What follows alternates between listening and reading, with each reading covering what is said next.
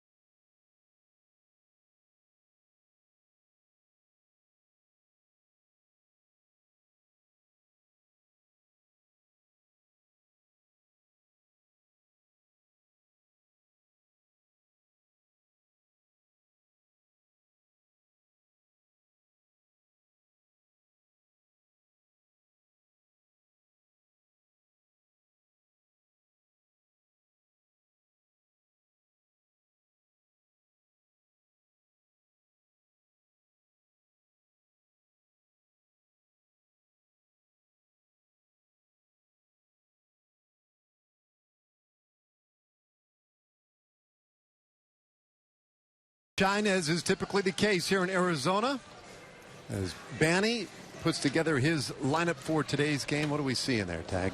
Well, we're going to see Gerardo Parra leading off in left field. The second baseman is Christian Adames, one of the best players in baseball, batting third. That's Nolan Arenado. Ryan Rayburn is the right fielder. Trevor Story from Irving, Texas, gets the start at shortstop. Brandon Barnes, center field. Ben Paulson in first base. Tony Walters is the catcher, and Chad Bettis is the pitcher. Yeah, and really appropriate to go with the Rockies lineup there. Good play. It's a game of adjustments, Tag. You had me for a second. I get ready to flip my page over thinking, well, maybe we're not at home today. But. Well, Martin Perez as we talked about at the open, he has the start today. 2 years removed now from Tommy John surgery, and is we spoke about ready to go and put that full season under the belt this year. He'll be 25 years old on opening day, so still quite young. And the left-hander pitching in his second A game, if you will, during spring training. We see so many guys get their work in on the backfields and a minor league game. But this will be his second A game today against a Rockies lineup that you just saw moments ago. Features a number of the primary guys who will be in that Rockies lineup during the regular season, including their leadoff man, Gerardo Parra.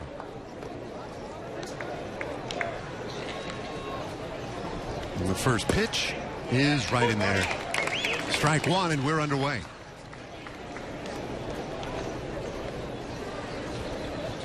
Well, beautiful 88 degrees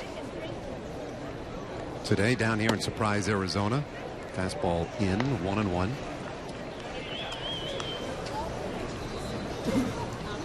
It's the type of day. Camp out on the berm, maybe find a nice seat. Or if you got here early enough, maybe even lean back in the car, take a little nap before the game, and come and enjoy the festivities.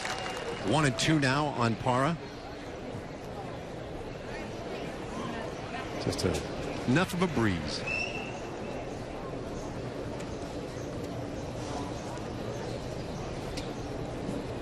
Perez with a strikeout to start his afternoon. Good pitch. Off-speed pitch at 84 miles an hour.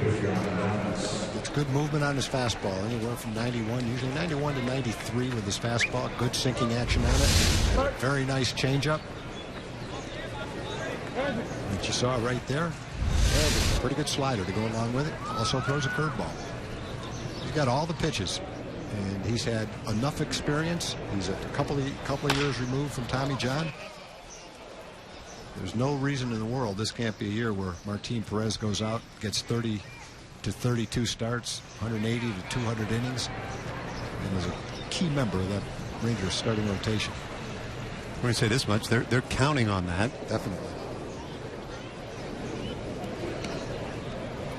That's what the Rangers need from Martin. That's what the Rangers need from Derek Holland.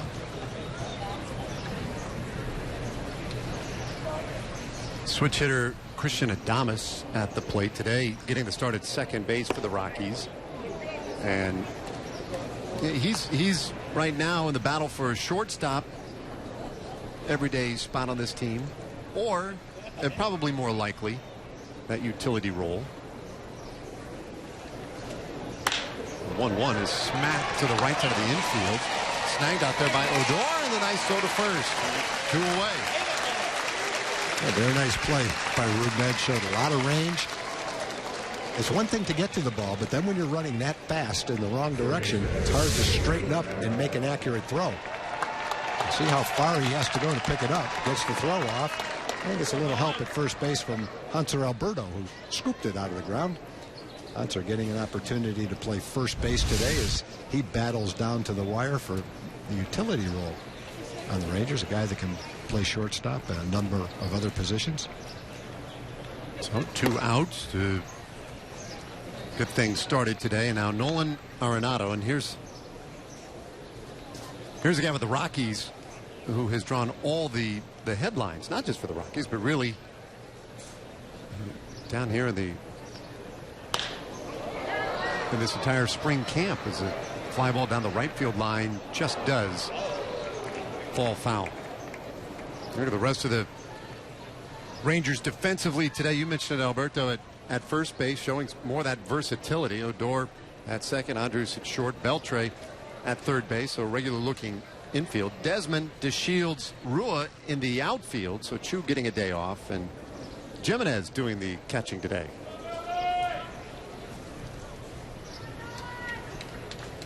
On these last 2 days, though, fairly representative lineups from the Rangers. 1-1, and Arenado hammers this one to right field. Rua will have to chase it down in the corner.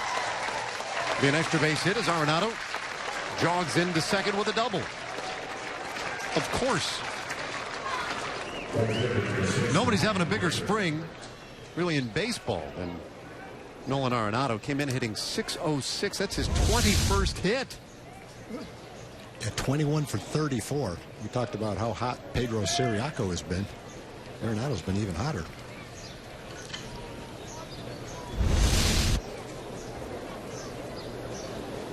So at second base for Ryan Rayburn now. Is that ever a thing in spring training where you're worried about leaving too many good hits down in spring training? Thinking enough. I guess a guy like Arenado's probably not as worried about it as much as someone like me who figures I've got a limited amount of hits. I think Arenado probably looks at his bag of tricks and says, whatever I've got in spring training, I got a lot more waiting for it when the season starts. Guy led the big leagues in RBIs last year, tied for the lead in home runs, won a Gold Glove every year he's been in the big leagues. I think he'd make a pretty good case that right now he's one of the 4 or 5 best players in baseball. Yeah. One strike pitch. A little high to Ryan Rayburn. I think in spring training, I always used to think to myself, I hope I lead the Grapefruit League, we were in Florida, with line drives right at people. So in other words, I'd feel pretty good about the way I was hitting the ball, and I wasn't wasting any of the limited amount of hits I might have in my bats. Yeah, shake off some of that bad karma at camp. And you know. Hit the hard line drives in camp, they're caught, then the season starts, a little blooper over short, a little dribbler down the third baseline. Yeah. Because when the season's over and the general manager analyzes your season to decide what your salary is, he probably doesn't go back and say, you know, you had 13 bloopers and 14 little ground balls, therefore I'm not going to give you very much money. 3-1 to Ryan Rayburn.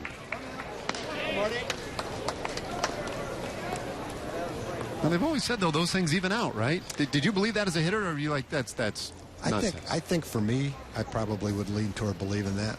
For someone like Julio Franco, probably never. He had so many line drives that were caught, I don't think he ever evened it off, but I think for a lot of guys it probably does. Ball 4 issued to Rayburn. They tried to throw in behind Arenado at second base, but no chance there. So 2 men aboard. And we'll bring up Trevor Story. Yeah, at the same time, I think most players would say, I want all the balls that I hit hard to fall in for hits and all the balls I hit softly to be outs. I think you'd feel fine if that was the case. And you might find out that you didn't like it that way, but I'd rather have, when you hit it good, have it fall in for a hit, and if you don't, it's not a hit. Now, that might have hurt Ichiro. Yeah. Yeah. Ichiro probably got 75 hits a year that went about 20 miles an hour. I don't believe he'd want it that way. Here's Trevor Story, and he has been one of the real delights for Rockies fans this spring. And the guy who, I think if spring training ended this moment, he would be their opening day shortstop. And Martin Perez will get a visit from Chris Jimenez after that walk, and then ball 1 to Story. They're trying to replace Troy Tulowitzki, not easily done. But there are some who would tell you, hey, it might not be that difficult at all. This guy's pretty good. And he's had a real nice spring so far. 4 home runs. 3 of them have gone to center field or right, so he's showing that opposite field power. I guess the big question is Jose Reyes and what his status will be as time goes on. That is a huge question. Yeah. If he comes back, then obviously he's the shortstop, but I believe Reyes is the one where they are going to wait and see what happens in the legal system before they determine it. Exactly. He was not even allowed to come to camp. 1-1 bounce towards short. Andrews with the underhand to Odor to end the inning, forcing out Rayburn. No runs. The 2-out double. Rockies leave a couple. Now the Rangers coming to bat.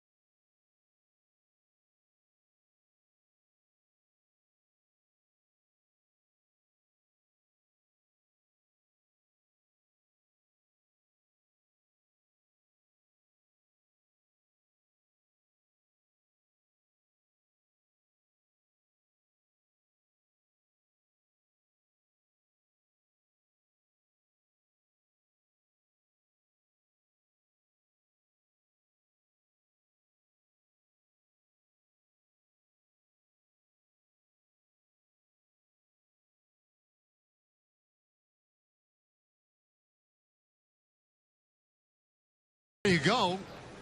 Dave, I know what I'm looking for. I want an autographed picture from John Radigan with that same hat on. That's what I'm looking. That's what I'm looking for. Ranger captain is fine, but if I could get a little picture with that little hat on and a smile from John Radigan, that would just about make my whole season. Maybe freeze that frame where he had it rested atop his anchorman hair. I'm not sure John's going to be posing with that hat on anytime soon. Well, good top of the first by Martin Perez. Got out of it without any trouble. Now Delano DeShields will lead things off for the Rangers. DeShields, Ian Desmond, and Prince Fielder in this first inning. And the breaking ball evens it at 1-1.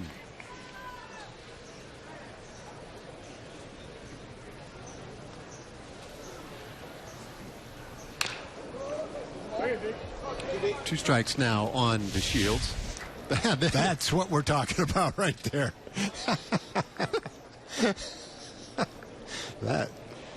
That's priceless. Yeah. Well, get that thing printed off and signed. Strike three to DeShields, and that's a frustrating at bat for the Rangers leadoff man. Now, Tag, I was asking you for this earlier. What about Bandy's lineup today? Let's try Bandy's lineup today. Just saw Delano leading off. Ian Desmond is second. Prince Fielder's DHing, followed by the third baseman, Adrian Beltre. Rougned Odor at second base. Ryan Rua gets the start in right field. Seems like we see Ryan somewhere new every day. Elvis Andrus is at shortstop. Hanser Alberto gets the shot at first base today. And batting ninth is Chris Jimenez. A foul ball strike on Desmond. That one just missed. Chad Bettis. And Bettis, who last year was a starter in that rotation for the Rockies, really did quite a nice job. You see 20 starts, 8-6 record. And they are counting on him really as being their number 2 starter this year. He gets Desmond swinging at that breaking ball to count 2-2. Nice cut fastball. Good velocity with that last one, 91 miles an hour.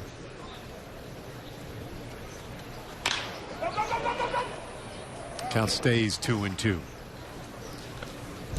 Hey, so the DeShields strikeout, I guess I must have missed something. Oh, that's what I missed right there. When he took that pitch, I wasn't watching closely. I thought it was a 3-0 pitch. I thought he was taking all the way. But what happened was he thought he had time out and never got it, and the pitch went by him, and he wasn't ready to swing at it. He raised his hand to call timeout. I missed that part. That explains it. Yeah, I thought it was a fairly nonchalant. With 2 strikes. Yeah. Well, that's what happened. Full count to Desmond, and he lashes this one to center field, drops in another base hit. And we talked about Arenado having a big spring. We know that Ryan Rua has had a big spring, but Desmond very consistently chipping in with a base hit pretty much every game at this point. You can tell the way he swings the bat that he is a line drive hitter. And we've seen that all over the field. Line drive hitting in spring training. A nice addition to the ball club. 16th hit of the spring, and Prince Fielder rolls one to second base. Adames the second one, and the relay from Story in time. Twin killing erases Desmond and the Rangers' hopes in the first. So we've played one today in the desert. No score.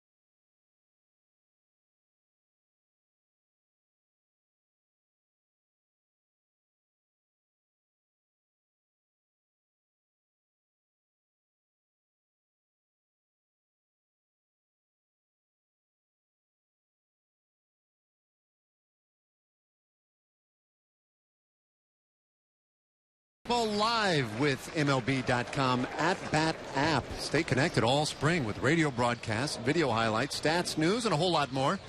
Download MLB.com at-bat, the #1 app for live baseball on your smartphone and tablet. Wear that thing out. Well, Martin Perez gave up the double to Nolan Arenado in the first inning. But outside of that, not very much trouble for him. Looked pretty good in the first, and he'll face the 6, 7, and 8 batters in this Rockies order in the second. Now, she's probably watching the game right there through Rangers.com. Do you suppose that's what's going on? No, I don't think so. No? Maybe she might be a college student doing her homework. I guess Might be skipping out on work and finishing up her day's assignment. Who knows? Barnes. Glad she's here, though. Yeah. One away as Odor handles the routine ground ball.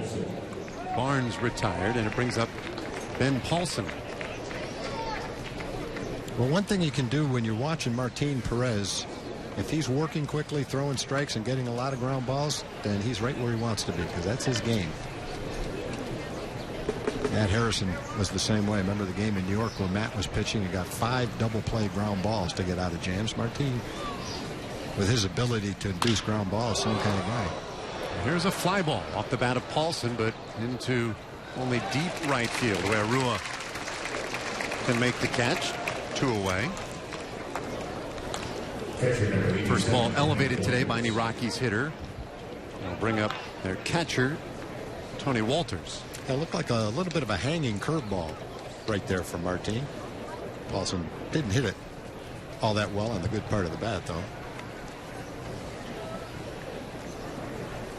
Walters today catching for the Rockies, and not likely to be with the club once they break camp, but he's an interesting guy in their camp.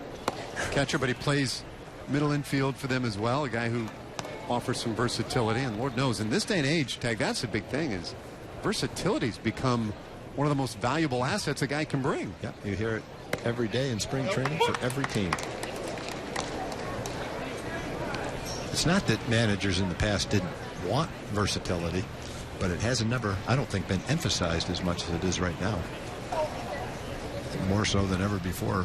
Starters as a group don't pitch deep into ball games.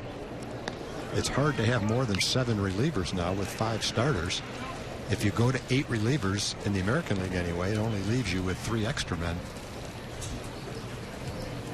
And so therefore, if you have to do that, versatility really is absolutely important. Can't get by without it. And Rangers have a lot of guys that can do that. Seeing Hanser Alberto play first base today. He's a regular position as shortstop, but he plays very well at third and second. Siriaco has played some first. He's played some center field and all the infield positions, so that's very important for him as far as making the team goes. Brian Rua, good fastball tailing down in. Rua's played outfield, first base, you name it. So we've got 3 guys very versatile, and they're all playing very well. Meanwhile, Perez with 2 strikeouts through 2 innings, no score.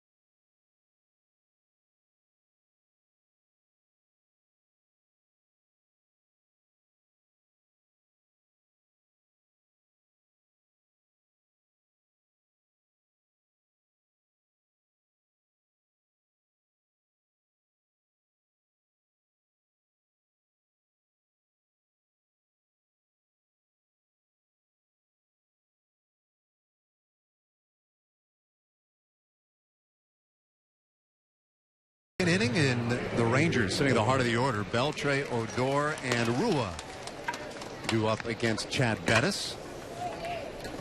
Martin Perez very sharp in the second inning. Bettis got a nice ground ball double play, 2 in the first, and has been efficient in the early moments. Now Beltre, we saw him in yesterday's game. Not get a hit. Ended up giving way to Joey Gallo late in the contest, and not comfortable or happy when he got in the batter's box. We'll take another second to get back in.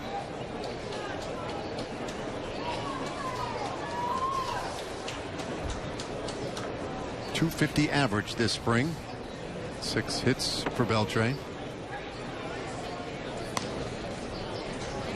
Truly, one of those guys who is down here just to get limbered up, ready to go. Tapper slowly to third base. Arenado charges, throws, and gets his man. I mentioned that Arenado has been a Gold Glover in his first 3 years in the big leagues. He was a Gold Glove third baseman as a rookie. That doesn't happen very often.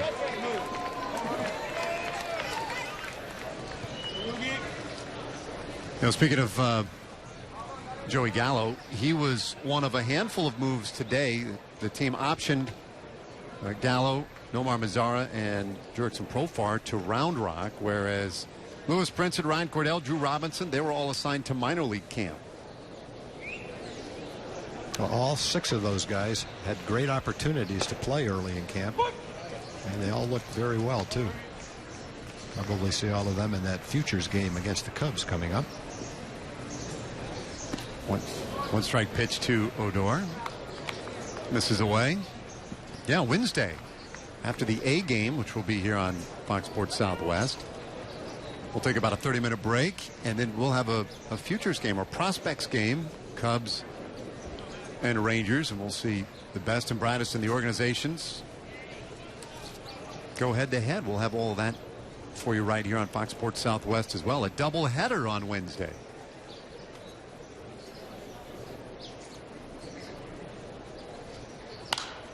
Odor smacks that one foul. Got a ball and 2 strikes on the Rangers' second baseman. Oh, there you go.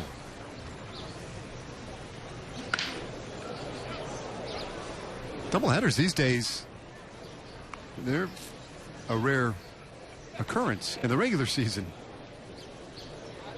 let alone spring training. But we're going to give you twice the value on Wednesday. Oh, sorry, you're scouting out for that prospects game.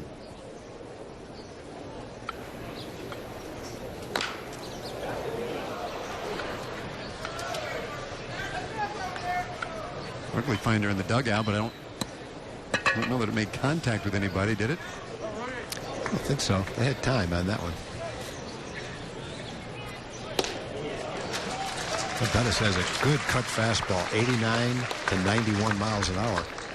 He throws it quite a bit. You could tell too, he is already annoyed these Rangers hitters with the tempo with which he wants to pitch. He wants to get the ball and throw it. And we have seen both Beltre and Odor step out on him. He does work quickly. Rua, one of the guys having the standout springs for the Rangers. .438 average. He's just hitting the ball with authority as well. That's going back to a point you were making earlier in the broadcast. It's one thing to have a couple of bleeders or bloops that fall in, but he is making good solid contact consistently. He mentioned in our interview with him after or during the ball game yesterday how much more comfortable he feels this year in spring training than he did last year, and that's understandable. And last year he's battling for a job and with a ball club, earned that. And this year he probably feels like he belongs a little bit more than he felt that way last year. He certainly looks comfortable, looks strong, hitting the ball to all fields. Played the outfield, played first base. Came up in the minor leagues playing the infield. 1-2, and he sends this one into left field. A lot of room out there for him as it drops in and rolls to the wall. Rua with an easy doubles. He coasts in with 2 out. I think you have to be swinging the bat pretty well to end up with a double on that pitch. He'd seen some cut fastballs breaking away from him. This pitch, he's trying to get inside. He runs his fastball at 94 miles an hour right on the inside corner. And Ryan yanks his hands in. Gets a pretty good part of the bat on that ball and doubles to left field. Very nice job of hitting. A lot of guys without the ability to pull their hands in and get the good part of the bat on the ball would have hit it right off the handle and maybe ended up with a little blooper to third base. So in scoring position now for Andrews.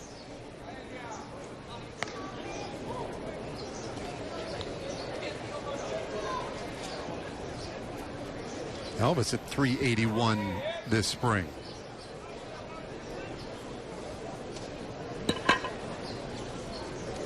Bettis now slowing down just a touch. The bouncer up the middle. Flagged by Story. Nice pirouette and throw to first. And the inning is over. The 2-out double wasted. So we play 2 complete. Both starting pitchers sharp this afternoon.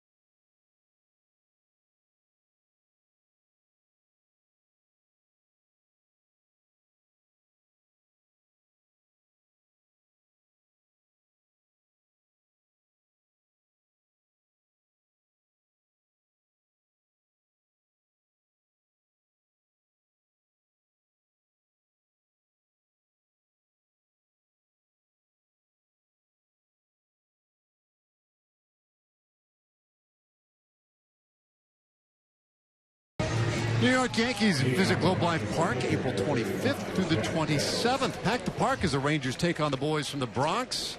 Tickets start at just $19. Go to TexasRangers.com or call 972-RANGERS to get yours today.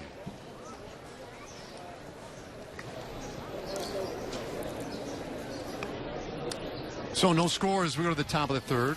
Anthony Iapoce, Rangers hitting coach, joining us from down outside the dugout. That's where you got to be. It's where all the action is, right?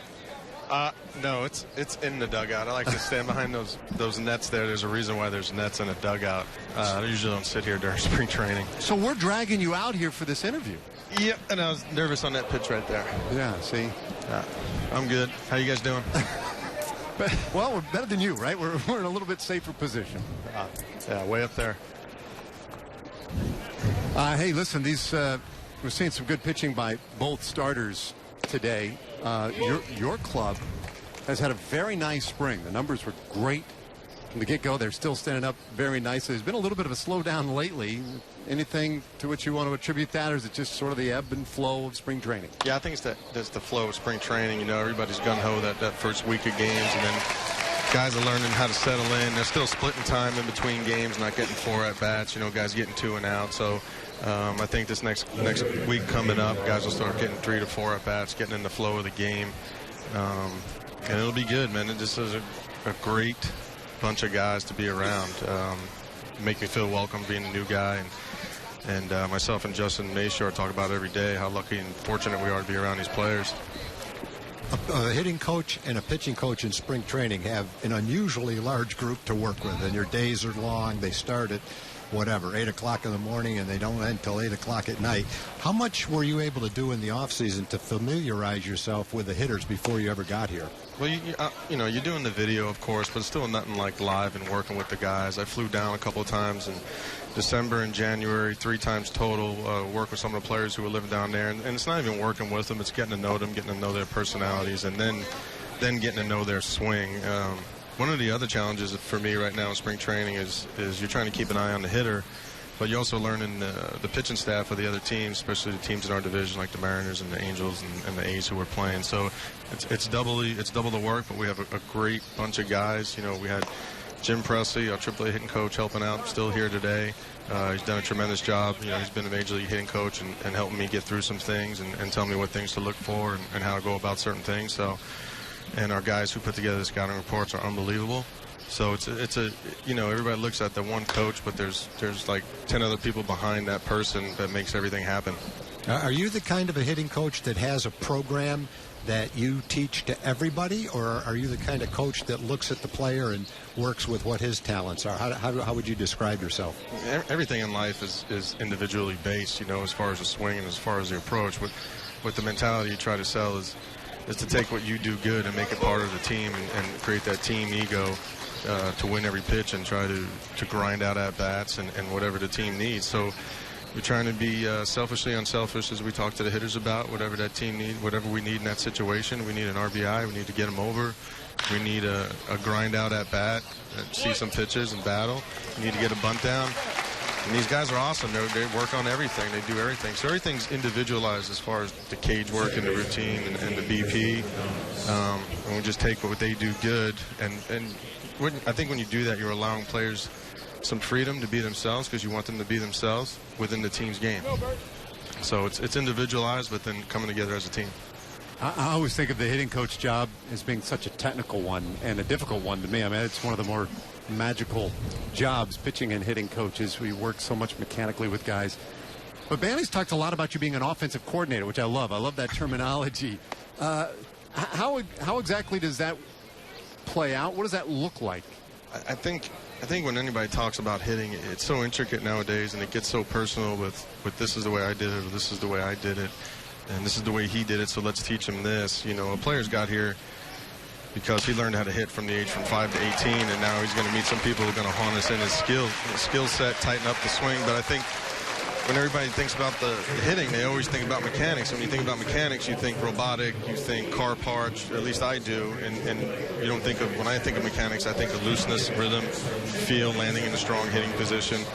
And, you know, I look at it as hitting and base running creates an offense just like pitching and defense. You know, you got to get on base, you got to run the bases, and the guys got to put the ball in play to score a run. So I think where he gets the offensive coordinator is that, you know, me and Jace Tingler are always trying to intertwine the base running and the hitting together, because it's offense, it's not just hitting. But when somebody says hitting coach or batting coach, the first thing they think of is the swing. So we could break down the swing all we want kinesthetically on the video, and some guys don't need that, some guys do. So you just got to figure out what guys like what and what terms they want to hear, because we all say the same things, but I think things get misinterpreted by the player, whether stay inside the ball, stay tall. We take for granted that we've been saying it for so long as coaches that may be the first time that player's heard it, and he may visualize it a different way than us. So we got to make sure that it's not just communication, that they're interpreting what we're saying. See, Anthony, as the season goes on, you'll learn how old I am. And when I used to talk to my hitting coach on the teams when I had one, a lot of times we didn't have one, I never heard kinesthetically. So you might have to work different words when you're talking to me as the season goes on. But I'm going to let you slide this time, all right? It's a study of the human body and muscles. There we go. I'm getting the Texas death stare down from Banny right now. Shaking in my boots. The guys are pretty receptive. Have they taken to the sort of the different style?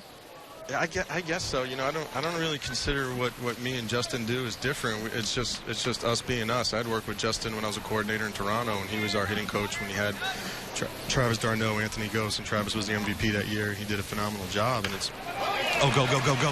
He's safe. You know, you don't really look at things as being different. You're just trying to let the players know that you're going to be there for them.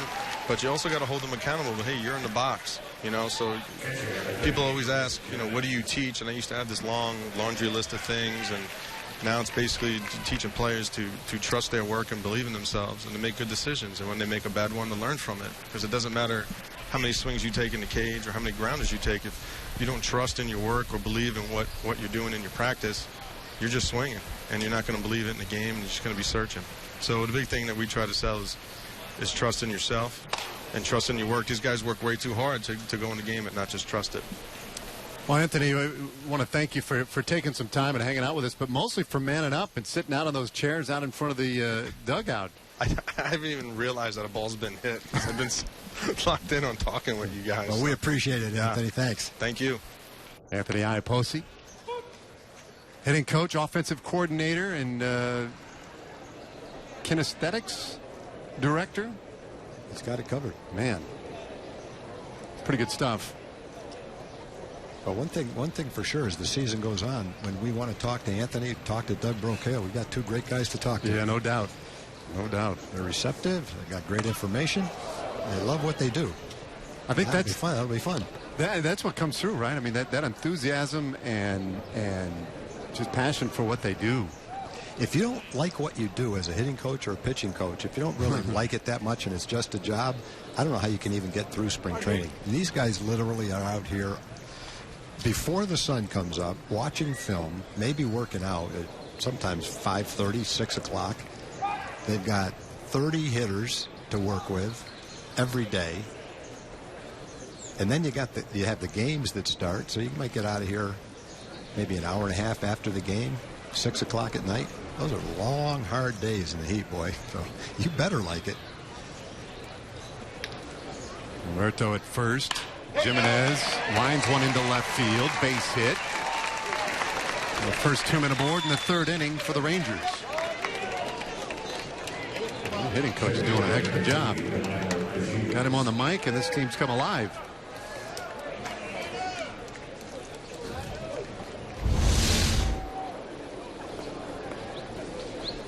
I also get a kick, Tag, how guys mid-sentence, I mean, and he was locked in. I mean, he was into the conversation. But the second the bunt went down by Alberto, he just, it's like he completely forgot where he was, what he was doing, and he's just into that moment. That's great intensity. So now the top of the order, and now the Rangers getting their second look as a group. Chad Bettis. It's one of those dangerous plays for a base runner at second. When the bunt is on, you feel like you want to get a good jump to make sure you can get to third base if it's not a perfect bunt. And you're anticipating the bunt getting down. Watch Alberto. So he takes a couple steps, and you get out there too far, and you're a little bit susceptible to a throw to second. It's really hard when a guy bunts and misses at the ball. And there's a bunt beautifully laid down the third baseline, and no play. Bases loaded for the Rangers. That's one thing about the Lino's speed. It doesn't matter whether it's a bunt for a base hit or a sacrifice bunt. If he lays a bunt like that down, they knew he was going to bunt. The third baseman's a Gold Glove winner. Just nothing you can do with that speed if you lay this kind of a bunt down. Unless Arenado wants to play halfway in. And for the most part, Arenado is not going to charge unless it's bunted hard right to him. It's pretty much anything on that side of the infield is up to the pitcher to get it if he can. Desmond lines one to right, handled by Rayburn. Alberto tags at third and scores, and the Rangers draw first blood this afternoon. Sac fly by Desmond. It's 1-0. We keep talking about how well Ian Desmond is hitting the ball in spring training and how many line drives he's hitting. The fact that he's hitting them all over the field, and another example of it. He has a base hit, line drive to center field. And there's a sharply hit line drive that turns into a sacrifice fly.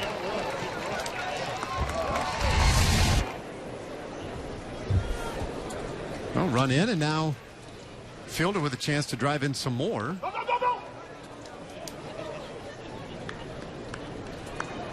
Interesting, the Shields, last handful of times we've seen him, I feel like he's really been looking for the bunt. Just probably working on that part of the game. We talk about guys getting their work in or working on a pitch.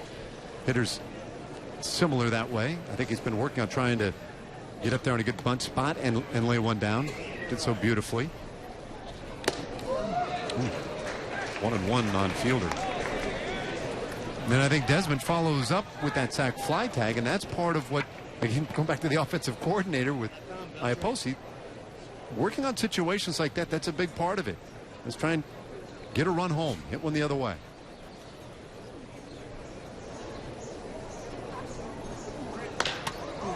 The Fielder taking some pretty massive hacks here. 1-2 the count. You can tell watching Bettis pitch that he loves to keep the ball in on the hitters. He'll run the cut fastball in on the lefties and a tailing fastball, 91, 92 miles an hour, into the right-hand hitters. That's kind of what he's trying to do.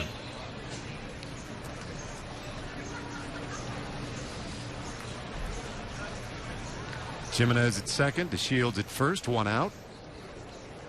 And the 1-2 to Fielder. 2-2. Has a home run this spring. .318 average. Comeback player of the year last year in the American League. Fielder hammers this one through and into left field. A base hit. Jimenez will drop anchor at third base. So they're loaded again. Well, that time the fastball was away. Yeah, Prince went the other way with it. Good job of hitting.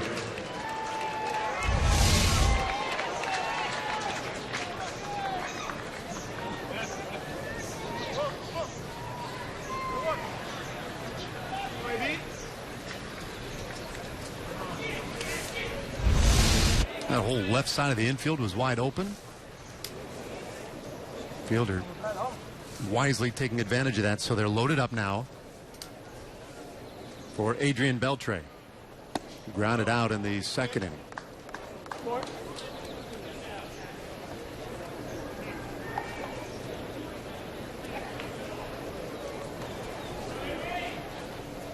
This offense got off to a terrific start this spring. In fact, as a group, they had led Major League Baseball in batting average for the better part of the first couple of weeks. They have really taken a step back about in the last week or so. But buoyed by that very good start, the numbers still look solid overall. Beltre rips that one, but foul.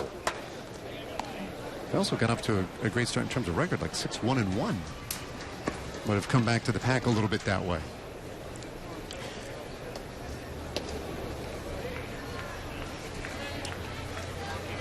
Anthony Iapoce talking about the ebb and flow of spring training and no real concerns over those numbers. But it would be nice to see him break through again, have another big game offensively.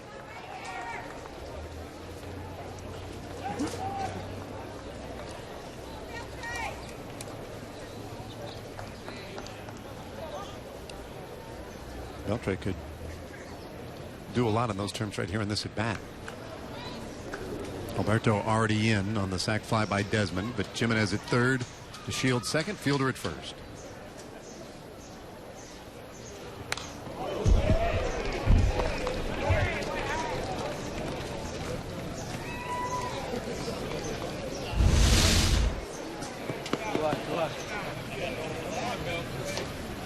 One of the few pitches that Bettis has thrown in the low 70 mile an hour range. Adrian actually did a pretty good job not having seen that pitch very often to be able to spoil it. Well, he got him swinging that time. Came back with a 93 mile per hour fastball, and that is his third strikeout.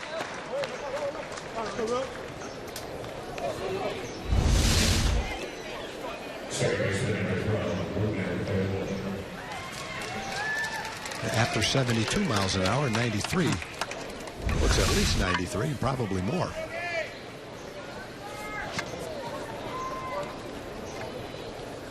Rougned Odor 0 for 1, struck out in the second.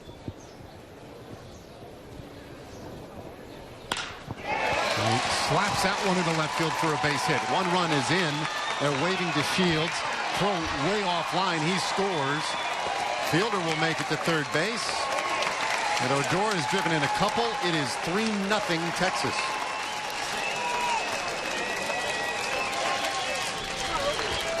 It's a base hit for Odor. The 2 RBIs, moves up on the throw. Well, we've seen it twice in this inning. Ranger hitters with fastballs away, going the other way with the ball. And I don't know a hitting coach alive that wouldn't say, that's exactly what I want my hitters to do. Both Rudnad and Prince doing almost the same thing on those pitches away, driving them the other way and finding a hole, getting base hits. Rudnad hit that ball really hard, right on the button. A little conversation out of the mound with Chad Bettis as the pitch count has started to elevate, almost at 50 now.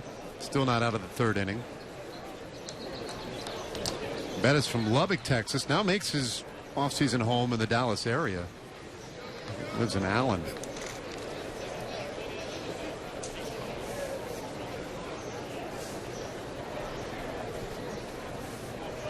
Good Texan, 6'1", 200 pounds. Last year used exclusively as a starter. The previous year out of the bullpen for the Rockies. And he starts Rua with something off speed.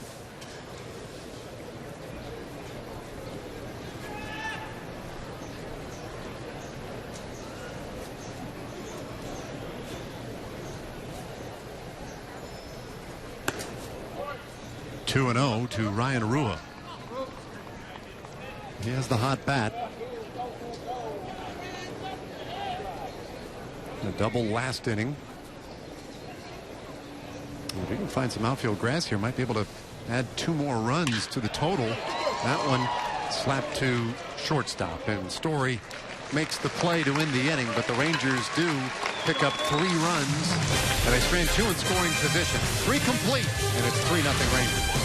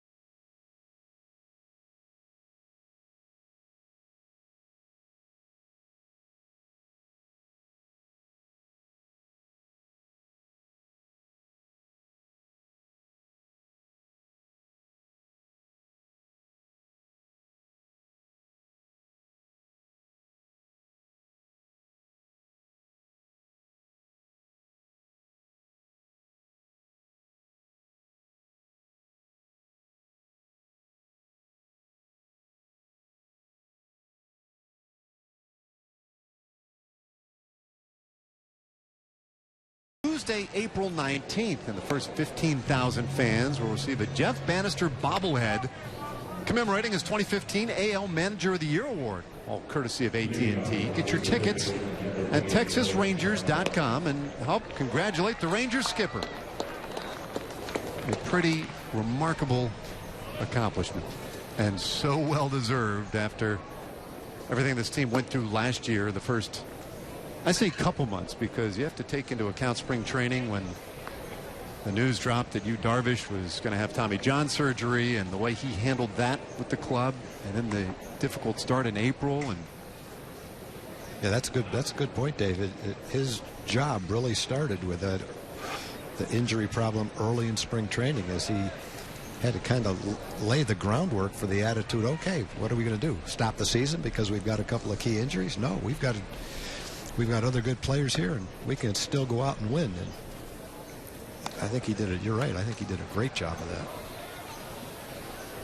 We've played 3 so far this afternoon here in Surprise. 3-0 Rangers. And Martin Perez has really done a nice job. 18 pitches in that first inning, but since then he threw 8 in the second, 11 in the third. So he has been pretty sharp. Dealing with this guy, however, who has also been sharp. 21 hits and 34 at-bats. A couple of things to mention today. Eddie Robinson is at the ballpark today. Eddie came down all by himself for a week. Now Eddie, entering his mid-90s, is in great shape. Looks like someone 75 years old. There's a great book out, Lucky Me, My 65 Years in Baseball. It's out in paperback now. And if you like baseball stories for a guy that's worked for some of the all-time characters in baseball, you name it, Charlie Finley, George Steinbrenner, he's worked for them all. He's got some great stories in that book. The other thing I wanted to mention is Jamie Newberg, our friend from the Newberg Report, one of the all-time greatest Ranger fans that I've ever met, had surgery today. Hopefully that went well. And hopefully Jamie's back out from the anesthesia, able to watch Martin Perez pitch today. I'm sure that's what he told the doctor. Get it over as quick as you can. I've got a ball game to watch today. If that's the case, Jamie, all the people down here in camp are thinking about you, hoping your rehab goes great. Ryan Rayburn now, after Arenado drew the walk, his first walk of the spring. 1-0. Just like that, after we've seen the praises of Martin Perez being efficient the last couple of innings, he has thrown 6 straight balls to start this 4th inning. And he might have been being a little careful with Arenado. That's understandable. And now needs to get himself righted here for the rest of this Rockies lineup.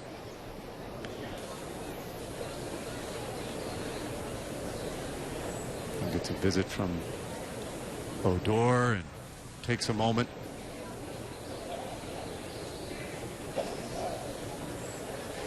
And now the 2-0.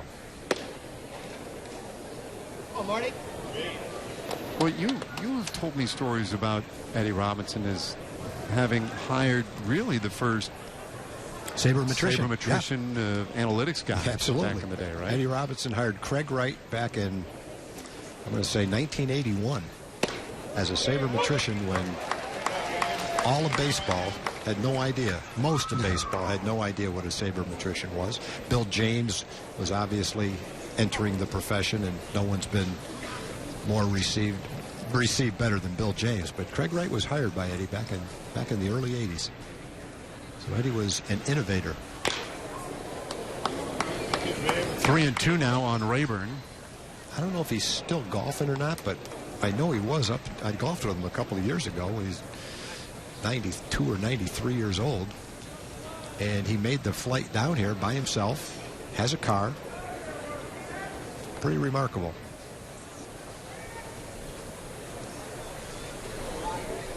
Came without his wife Betty, who's his constant companion. Not sure if Betty would be back home watching this game or not, but if you are, Betty, wish you could have come, miss you.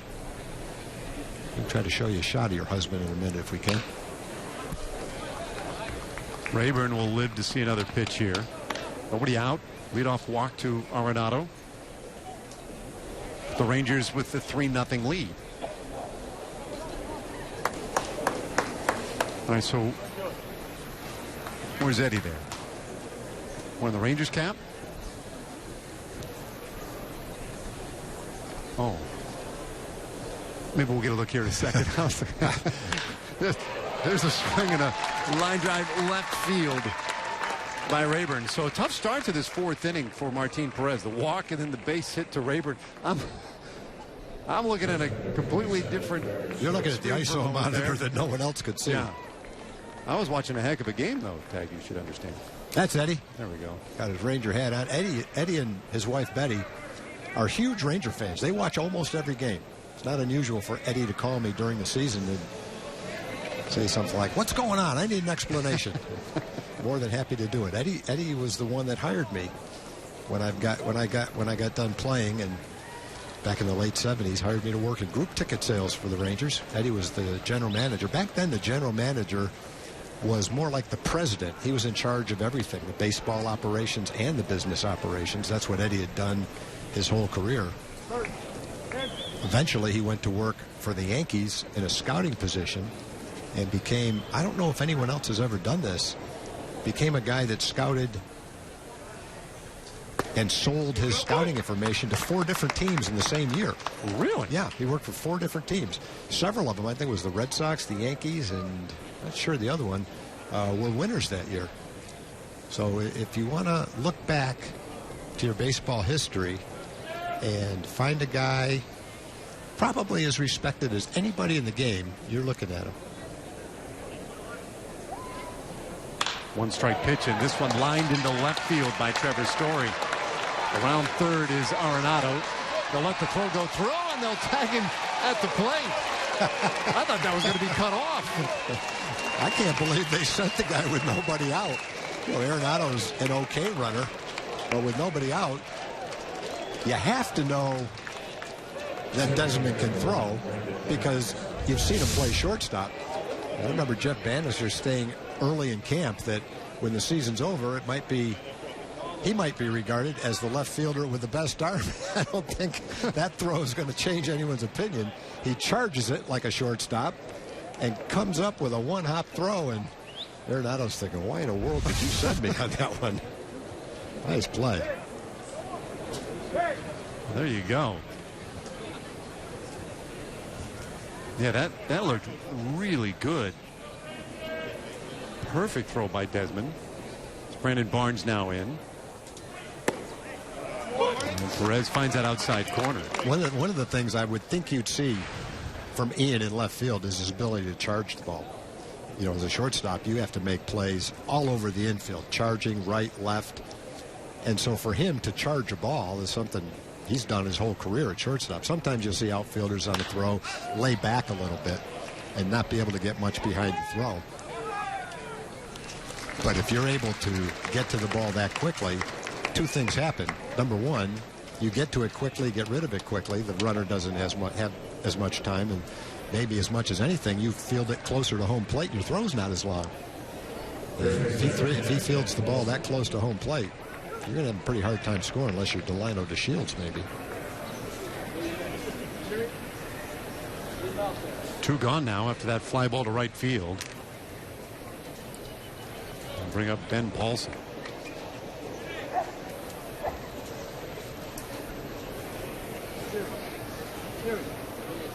So, Tag, you were saying that that Eddie was 92-ish. I think he's closer to 95. I was just saying, we're just getting news. He's 95. Yeah, 95. It's unbelievable. And the other thing is when you talk to him, he is as sharp as a tack. He knows the players. He remembers everything from the past. And he just loves it. He said, you know, I love watching big league baseball, but starting tomorrow, I'm going down to the minor league side. I'm going to watch the kids play. That's my background. That's what I did. Well, Tapper up the middle. That could be a tough play. Odor can't get to it, and even if he would have had a play. And then DeShields whiffs coming in behind him. Rayburn scores, and Story right on his heels played it as well. 2 runs in, and suddenly a 1-run game.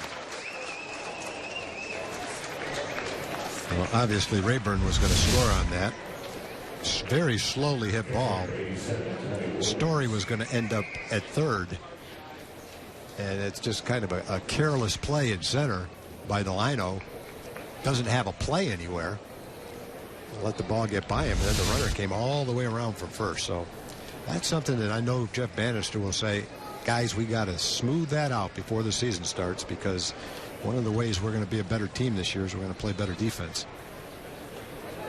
Now, Paulson gets a base hit for that, moves to second on the error, and 1 RBI, because as you point out, Rayburn would have scored, but Story only scored by virtue of the misplay on the backup. Now Walters takes strike 1. Another interesting thing that people want to hear about me, but when I was in high school, about a month before the draft, Eddie Robinson was director of baseball personnel, I think it was, with the Oakland A's. He came to Pittsfield and brought the pitching coach with him, and I took batting practice while Eddie was there. So I've known Eddie since I was 18, almost not quite 50 years. So I saw him in high school as a scout. He hired me to work in the front office. And then I worked in the scouting and farm department while Eddie was the general manager.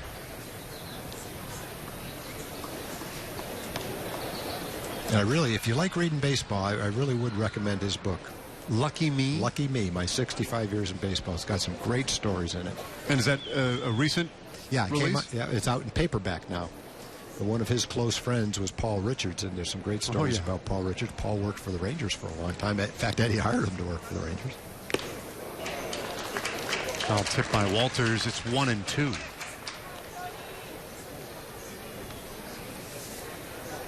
The book was written by Paul Rogers, law professor at SMU. Paul did a great job with the book.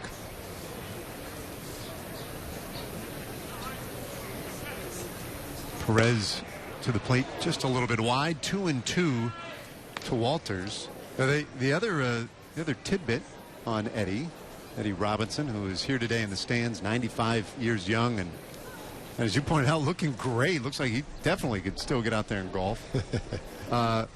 He is the last living person from that Cleveland Indians World Series championship club in 1948. Perez just missed there. It's a full count. Yeah, the picture on the book, I'm not sure if it's one of his baseball cards from back then. He was an all-star player. He was one of the better first basemen in baseball. But every time my wife sees that picture, she goes, wow, he might be the handsomest guy I ever saw.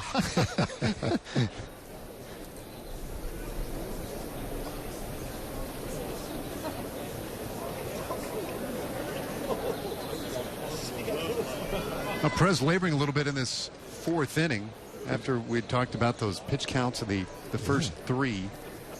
Didn't see this coming after the third inning. That was about as quick an inning as you can get. But he gets strike three. They want an appeal. Yes, he did. There you go. So Walters down swinging to in the fourth, but the Rockies get a couple back. It's a one-run game as we go to the last of the fourth inning.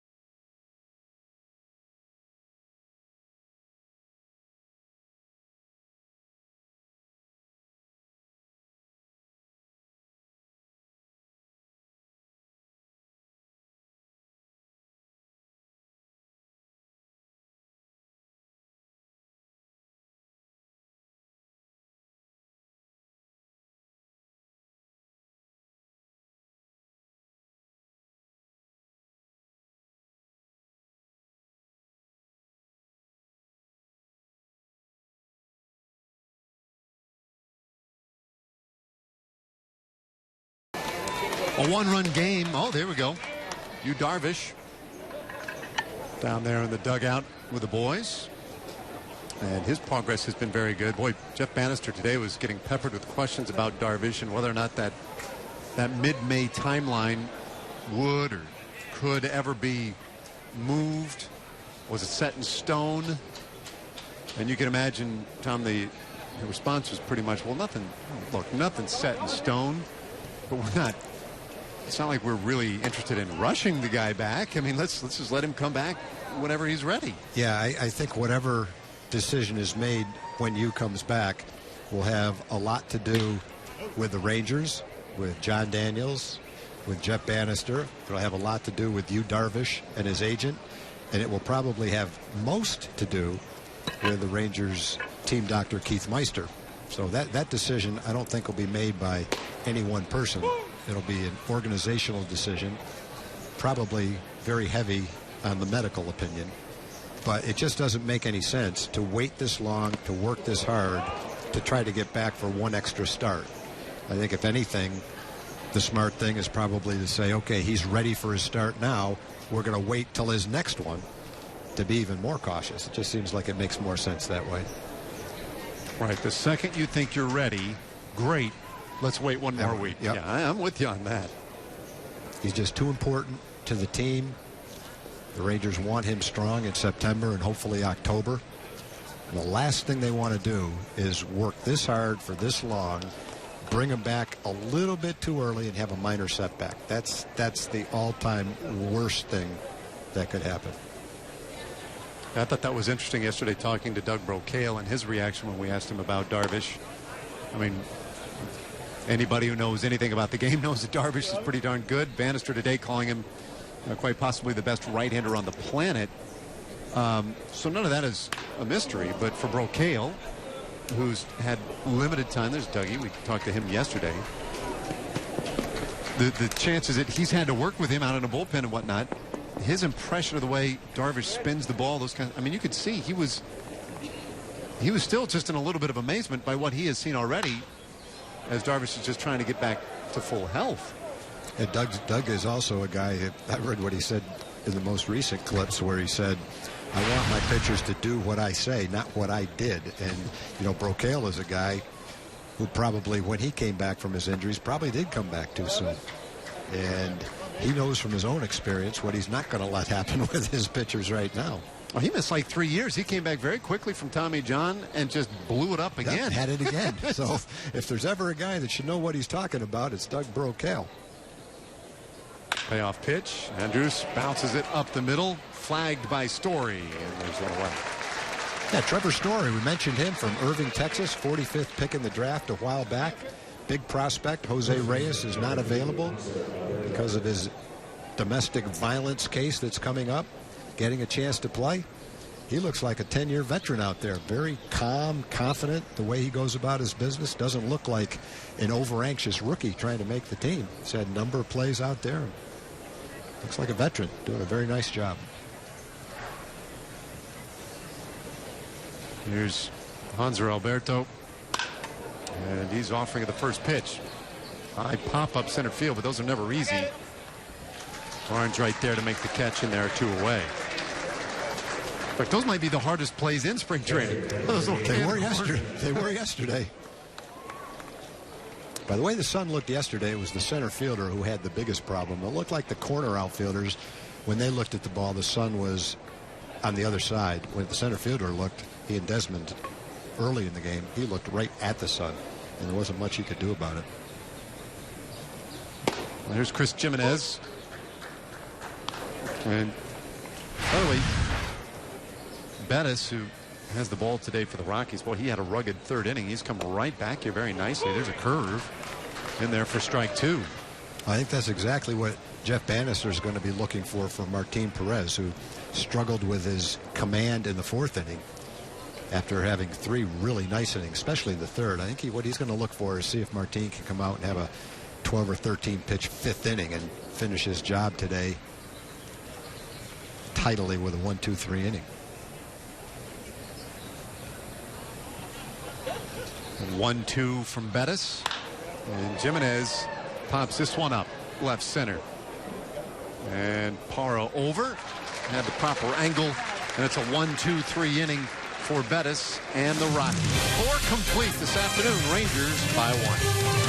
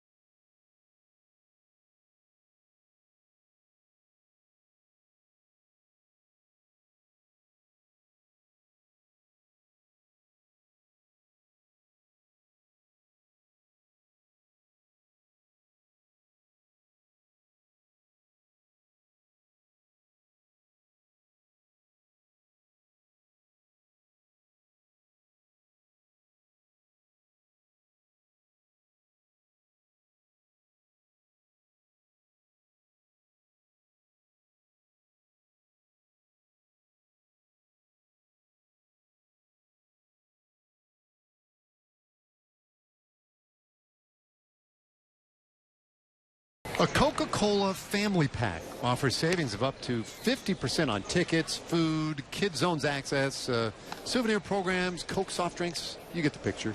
Family pack is an ideal way to catch opening night on Tuesday, April 5th, or the last game of the opening series against the Mariners on April 6th. Visit TexasRangers.com/specials to get yours today. Well, a one-run game here as we go to the 5th inning. Josh Morgan has come on to play third base, so Beltre's afternoon is done. And now we see if Martin Perez can indeed come back for that bounce-back inning.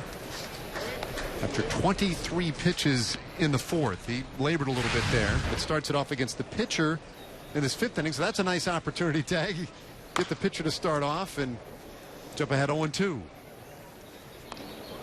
Yeah, obviously spring training is not all about winning, because Colorado's playing in American League ballpark without using the DH. They want their pitcher to get some at-bats and get ready for the season, where he will have to hit. Perez just missed a little below the knees there, 1-2. This is the first game this year where the Rockies have batted their pitcher. Just getting to that point of the season. Walt Weiss, his 4th year as the manager. And it's likely to be another long year for the Rockies. But they have a lot of young pitching on the come. They feel like, especially with some of the young position players they have, that pitching develops. They could be in excellent shape in future years, maybe a year or two down the line.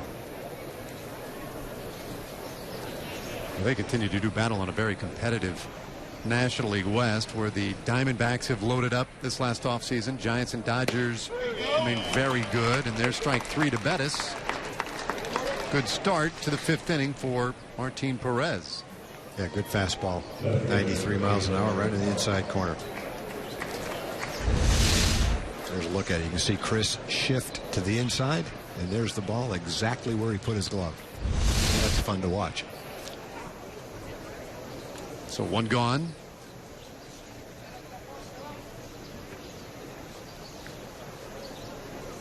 Jimenez, one of the backup catchers for the Rangers. Parra showing bunt.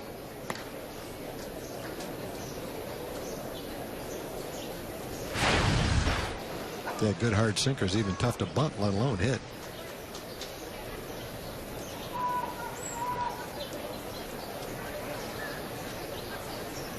Parra in that leadoff spot today for the Rockies. He'll be their left fielder this year. And it's this one on the ground up the middle, and Odor overruns it just a touch. Couldn't quite grab it, and so Parra is aboard. So that's the pitch you want to make, and that's the way you want him to hit it, softly on the ground. Roogie has a ways to go for that ball. I'm not sure what happened on it. Never got a glove on it. Got there in time. Might have taken a tricky hop on him, maybe.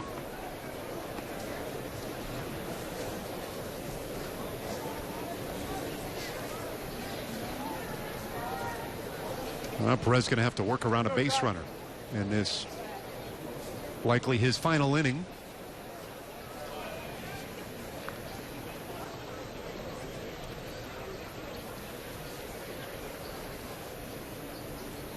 Christian Adames. Takes one right by the knees for a ball.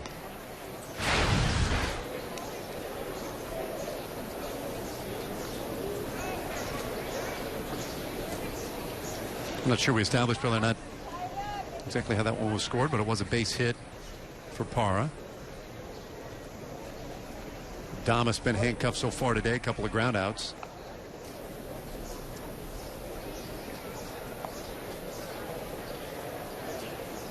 One of the pleasures of these spring training broadcasts is that oftentimes we're able to grab one of the players from the game after they leave. Most guys done after 5 or 6 innings. And oftentimes we can grab somebody, put them on headset, and get some of their impressions of the day live from the dugout. We'll hope to do that with Martin Perez as he sends one right past first base. Parra off and running, and he'll make it all the way to third on the errant pickoff attempt. Oops.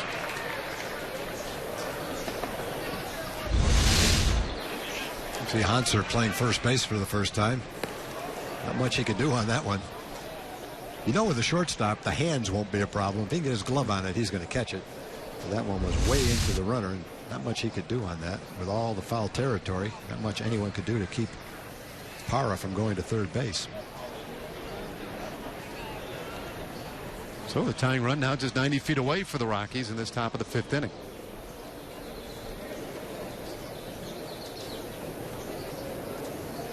Eliminates that potential double play opportunity. And it's 2-0 on Adames.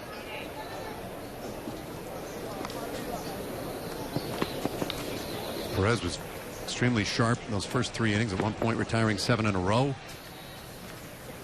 A little control issue in the 4th inning, just momentarily. I was really hoping to get a nice crisp 5th inning, but that doesn't look to be the case now. Doug Brocail out there just to offer some words of encouragement.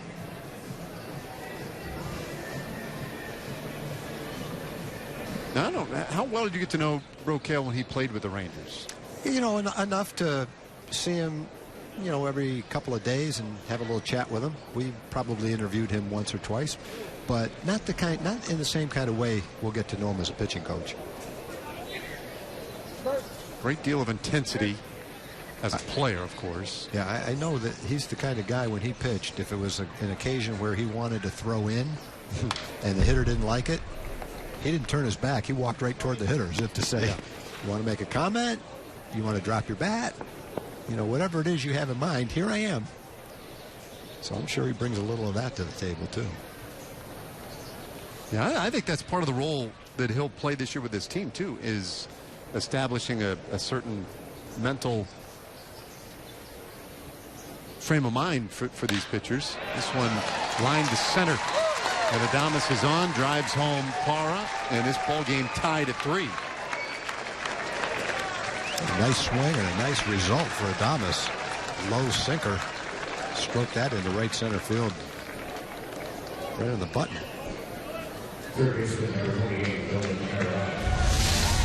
Well, Martinez probably right near his pitch count. This would be a nice way to finish the day if he can get Arenado, their best hitter, to roll softly into a double play to end the day. Get your 5 innings in and get the best hitter out. Well, might also be the lead story tonight on every sports program in the country if you could get Arenado to roll into a double play. Guy hitting over 600 for the spring, has a double and a walk today. I thought I wasn't looking at my scorecard. I was holding my breath. I said to myself, there's not 2 outs, are there? I thought you were getting ready to say it was the hardest thing in the world to get hit into a double play with 2 outs in the inning. So I took a deep breath and looked down and said, nope, that's not it. Well, I've been there too. I've definitely been on that one. But Arenado indeed delivers with another base hit. And here comes Jeff Bannister. So that is going to be all for Martin Perez. Unable to bounce back after that 4th inning. And instead, we'll leave with men on the corners and a tie game. We'll bring in the new pitcher for you in just a moment.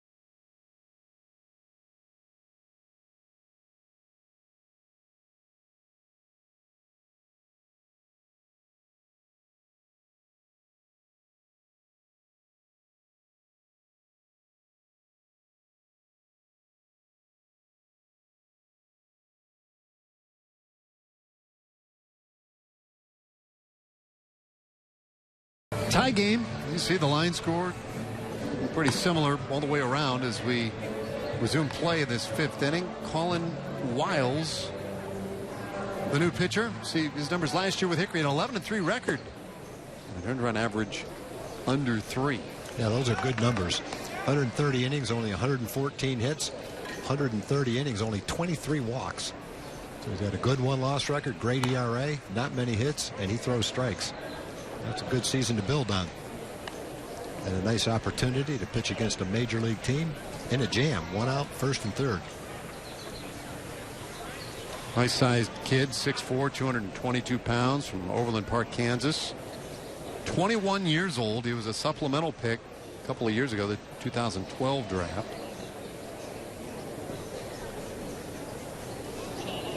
Coming off a very good year for the Hickory Crawdads. Snap throw down to 3rd. See if they can get Adames too far off the bag, but no luck. Notice Josh Morgan. I don't know if we'd mentioned that or not. Josh Morgan, though, is playing 3rd now.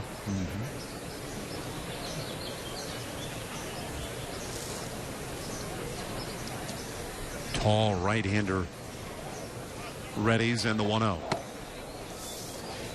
2-0. Ryan Rayburn, meanwhile, a walk, a single, and a run scored today. Rockies got a couple in the 4th inning, 1 so far here in the 5th. Off Martin Perez. Perez, though, responsible for the 2 base runners out there, so he can't quite close the book on his day. This ball lined left field and right in front of Desmond. Takes it on a hop, throws to the plate, but no chance to get Adames, and the Rockies lead for the first time today.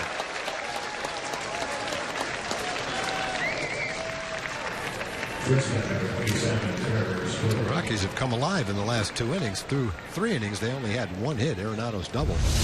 Since that time, though, starting to put the ball in play and find some holes. That's 4 straight hits in this 5th inning.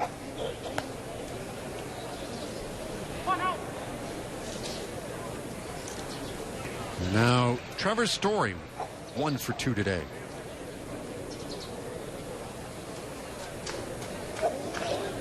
Rockies have not hit the ball particularly well as a club this spring. That, I'm sure, is of little concern. You know they're going to hit the ball eventually in the regular season. Put up some big runs out there at Coors Field. And this guy going to be a big part of their story, and he has had a nice spring at the plate with the 4 home runs. You mentioned earlier, Tom, he'll probably start the year. He will start the year, likely at shortstop for Jose Reyes. Pops this one up, shallow left. Desmond coming in with the shades on, makes the catch. Route number 2. Reyes, that his court case is set for April 4th. And Major League Baseball did not let Jose Reyes come to camp with the Rockies as he awaits that court date for domestic violence. And then you figure once that is decided, that will have implications on his status with the Rockies. And even if, in his case, best case scenario, he's cleared of everything immediately that day, you figure it's going to take him a while to get ready to come back. Yeah, at least a couple of weeks, 2 or 3 weeks to get ready. By that time, maybe Trevor Story's hitting about 370 with 5 home runs, and there's no place for him.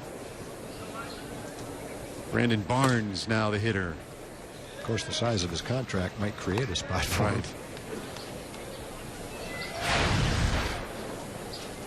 Arenado at second, Rayburn at first for Barnes, who is 0 for 2 today.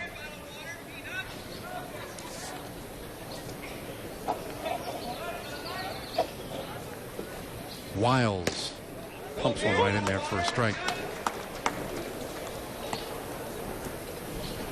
Well, I'm gathering Wiles will finish up this 5th inning, and then we'll see Jeremy Guthrie for probably as many as they can get out of him. He might go the next 4, and Guthrie is, I don't know, it's hard to say anybody's a front runner right now for that 5th spot of the rotation, but he might be emerging in that role right now, and could certainly, after today's game, be considered in that spot if he pitches well. Fly ball out into right, foul ground. Rua tracks it down, and it ends the inning. 2 runs on 4 hits, but the Rockies leave a couple. Wiles puts a tourniquet on it. It's 4-3 Rockies as we go to the bottom of the 5th.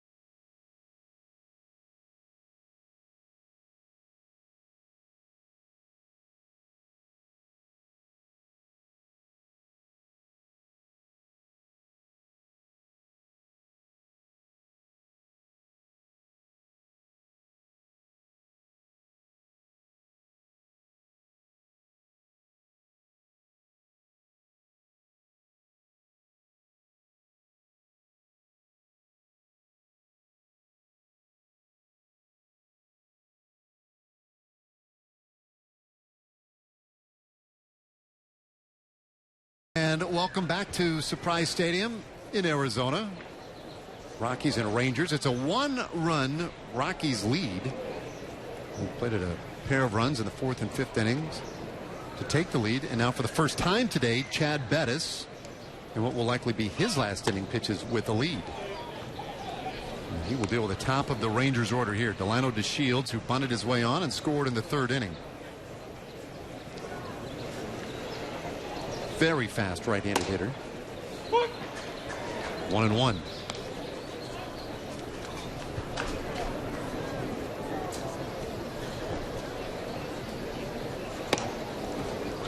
Well, got a fastball that time, but missed it.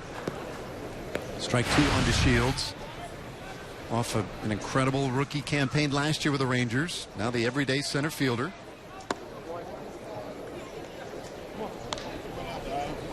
What a difference a year makes. Last year, a Rule 5 draftee. We were wondering at this time of year, Tag, if he was going to make the team or be offered back to the Astros. We didn't really know. No. One thing it appeared about his game is that with his speed, he could create some opportunities to play and help the team win, whether it's as a pinch runner, defensive replacement, or at least when he got an opportunity to play because he could bunt, maybe get on base, steal a base, score a run. It wasn't like you had to hide him on the roster because there was nowhere to play him. And so that worked in his favor to make the team. Then obviously Leonis Martin couldn't get on base enough to maintain the leadoff spot. And then to Delano's credit, when he got the chance to lead off, he took the bull by the horns and won that job and kept it. Now Ian Desmond, he's had a real nice day at the plate. It's a breaking ball, pops this one up into center field. Barnes shading his eyes, fighting with that sun, makes the catch.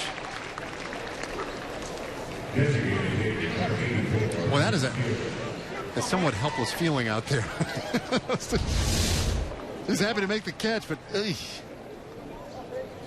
did everything he could. He's got the shades on, had his glove up.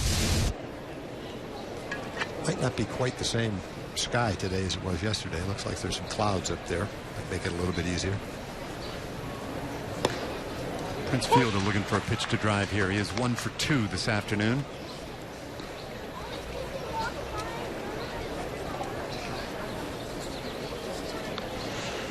Bettis likes to work quickly, and he's jumped ahead 0-2.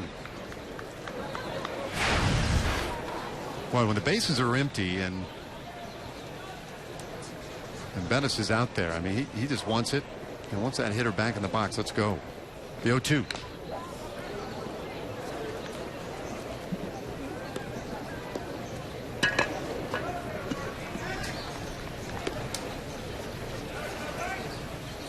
fastest worker I ever saw when he was using this style was Jim Cott. Jim Cott used to get the ball, stand on the rubber, and not even take a windup.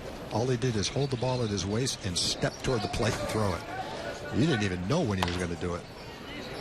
Slow tapper right back to the mound. Bettis handles it easily and completes a 1-2-3 fifth inning. Who knows? He might get another inning out of this one today. We played 5 complete.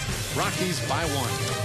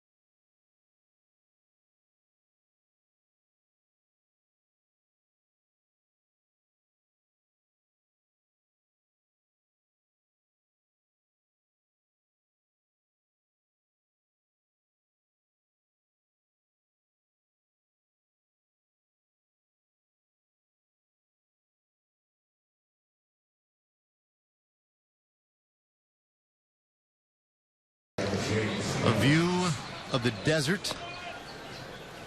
There you go. A lot of rocks, a lot of weeds down here. Kurt Dykert, that's his favorite stuff.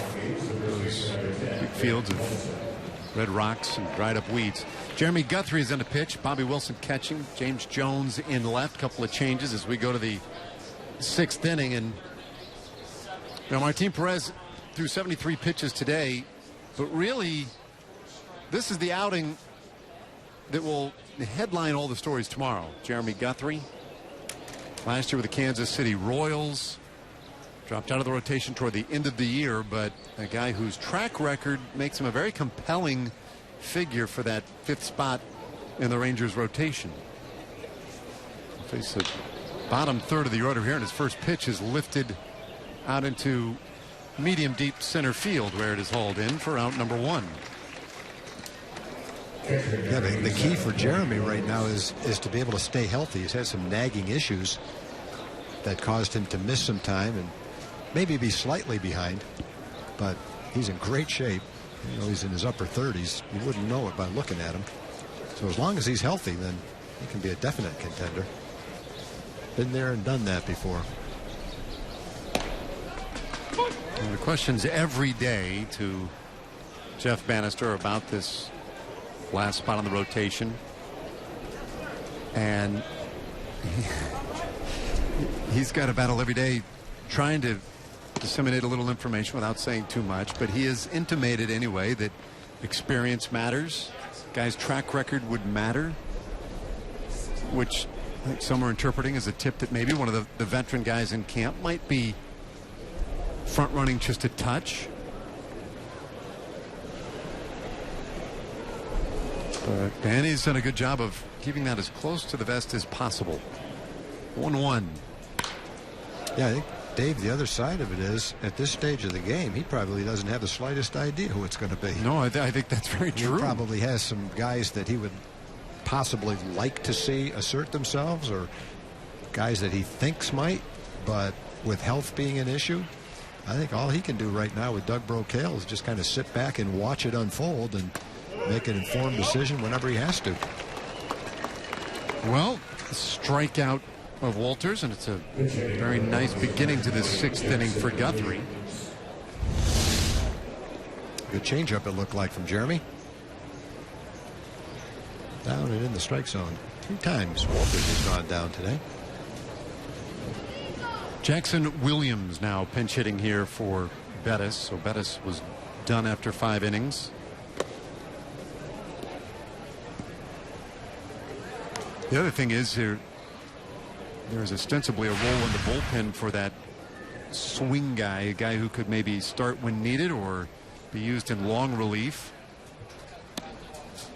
He's now 1-1 on Williams, and there's some thinking that might get a guy like Guthrie or A.J. Wilson a spot out there, even if there's no guarantee that it's in the rotation initially. And today, Bannister making the point, Taggart, this is an obvious one. We get so worked up for these weeks of spring training about, well, who's it going to be? Who's it going to be? You're going to use 10 starters over the course of a year. I mean, you're not going to get away with 5 for 162 games. It's just not going to happen. So line drive into left field by Williams, first base runner against Guthrie this afternoon. It's James Jones, his first opportunity out and left today.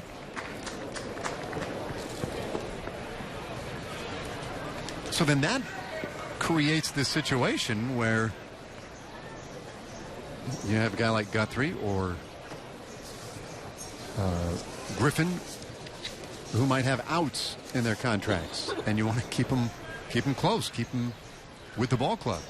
They may get the job coming out of spring for that reason. So high fly center field, well struck. DeShields going back, and he runs out of room. A 2-run homer by Gerardo Parra, and the Rockies lead by 3.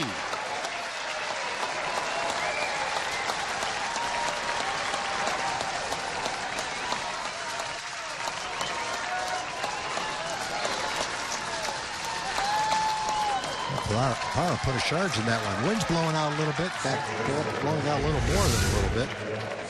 I'm sure that had a little bit of help. He got a fastball pretty much right out over the plate. Center of the plate. Hit it to the center of the diamond. Got it up in the air. Hit it well. And the wind did the rest.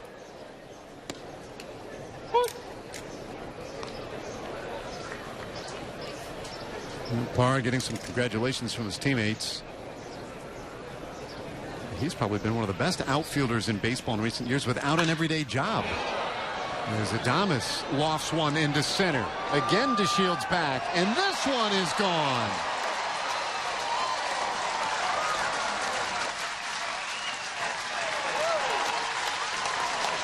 Back-to-back home runs for the Rockies. Adames is having a good day. Had an RBI hit in the 5th inning, batting right-handed. That one he launched. Again, on these kind of days in Arizona, it's tough to tell where that ball might have gone during the regular season. Might have gone somewhere differently in Arlington than it would in Colorado, but barely got over the center field wall with a pretty stiff wind blowing out. Still a solidly struck ball. Now Rafael Ynoa will hit here for Arenado.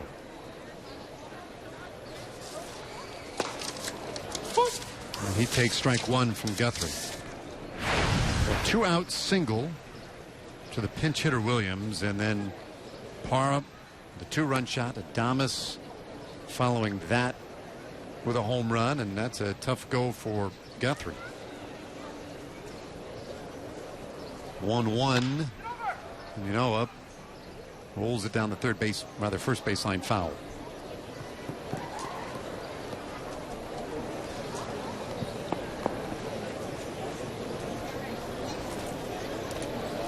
Top of the 6th inning, and the Rockies with a 4-run lead.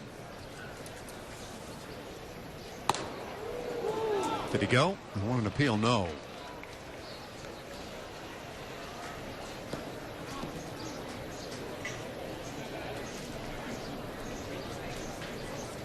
Jeremy Guthrie, 37 years old, 12 years in the big leagues, and his 2-2 tap slowly to third base.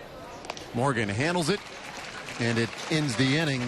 But a couple of home runs by the Rockies. They've scored 7 unanswered. We played 5.5 this afternoon. Rockies lead by 4.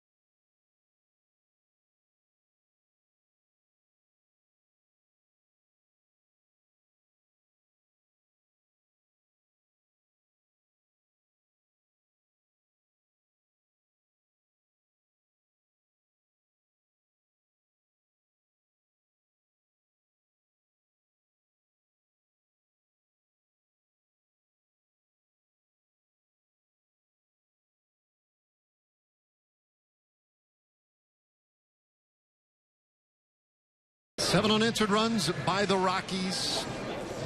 And the Rangers in a bit of a hole here as we go to the bottom of the 6th inning. Jackson Williams, who had that pinch hit single to start the rally last inning, stays in at catcher for the Rockies. And then they have some other changes around the infield. Joey Wong in second base. Michael Tauchman in left. Kyle Parker in right. And this guy, David Hale's the new pitcher, and he is in competition for the Rockies' 5th starter spot, which is somewhat wide open as well. The advantage he has over most of the other combatants is his experience. Came from the Atlanta Braves in a trade in January of 2015. Last year made the 12 starts you saw there with the Rockies, a 5-5 record. And he takes over for Chad Bettis with 2-5. Pretty good innings today.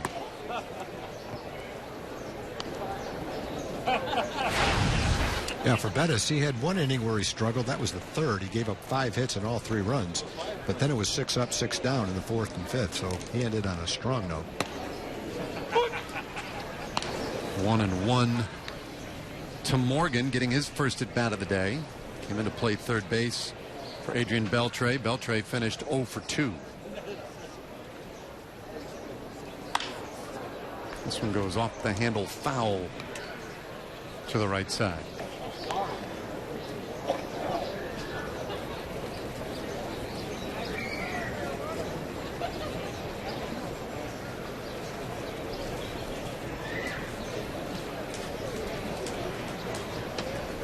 Tough kid. Come to the ballpark.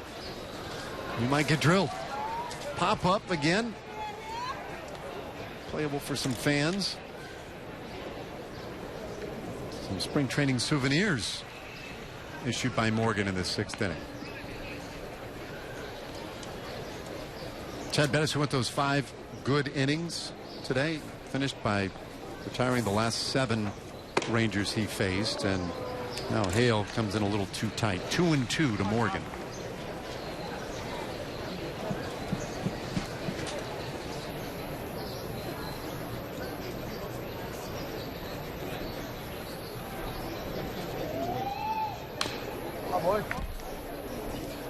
Well, good competitive at bat. He's making Hale work.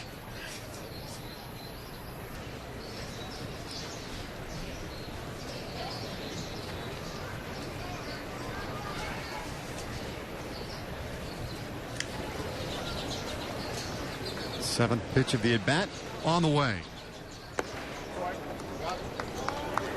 Well, Morgan will see one more.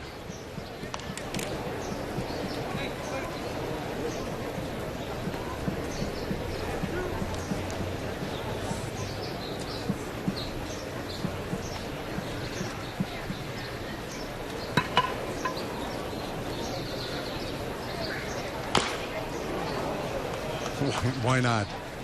These two could go all day. Morgan last year with Hickory at 288. 3 home runs, 36 RBIs. A 3rd round pick 2 summers ago by the Rangers. And one of the things he's always been known for is that good strike zone discipline, that ability to be selective. And he draws a walk. Was that a 9-pitch walk? It was 8 or 9 anyway. That's pretty impressive at bat. It's an impressive at bat because that's the kind of player he is, I guess, but also getting a chance to play in a big league game. You would think the tendency for a young player might be to be over aggressive, a little over anxious, trying to impress everybody. That's his own way of impressing people by saying, watch this, I'll take that close pitch and get on base. So a walk to start things in the 6th inning. Here's Rougned Odor, 1 for 2 today. That one didn't miss by a whole lot. Hale's been right around the plate. Well, why would you?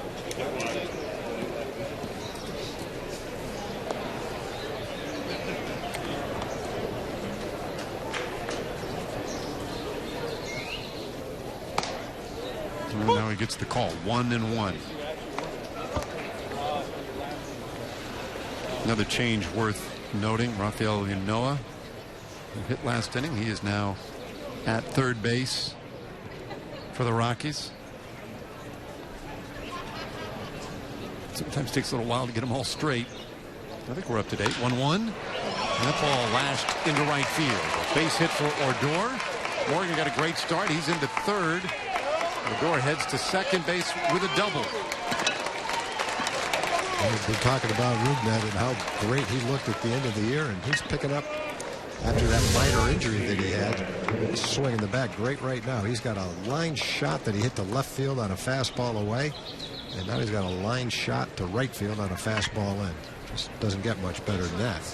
Looks like he'll give way to Pedro Siriaco as a pinch runner. So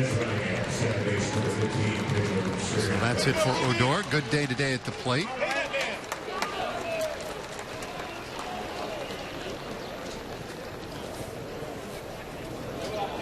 Well, after giving up 3 in the top of the 6th, Rangers come back with a walk and a double and threatening to answer. Ryan Rua is a guy who has made a lot of noise this spring so far. This ball to shallow center. It drops right in for a base hit and then dropped out there by Barnes.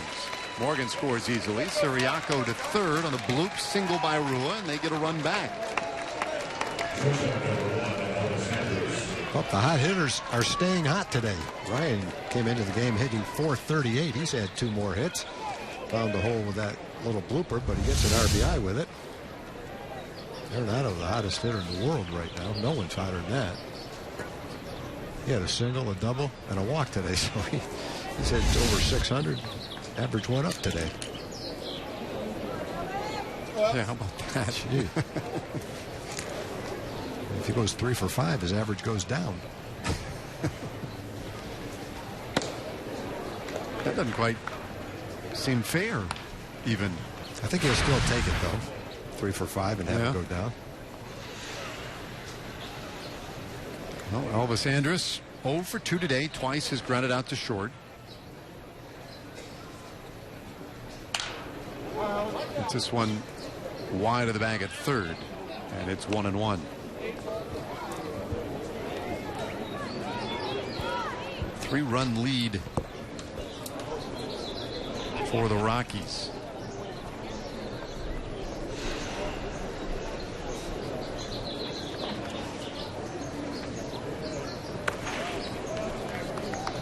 Block out there by Williams, a new catcher. This is his first inning catching this afternoon.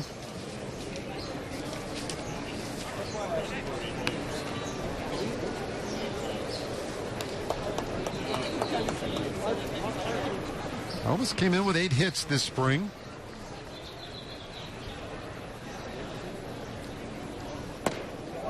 That's 3-1. He's done a pretty good job. Jeff Bannister has it, spreading the at-bats around so far this spring. I mean, you don't have too many guys who have logged 30 or more at-bats. In fact, Siriaco might be the leader in that respect. Siriaco with like 36 at-bats. This ball hammered down the left field line, but foul. Full count now on Andrus.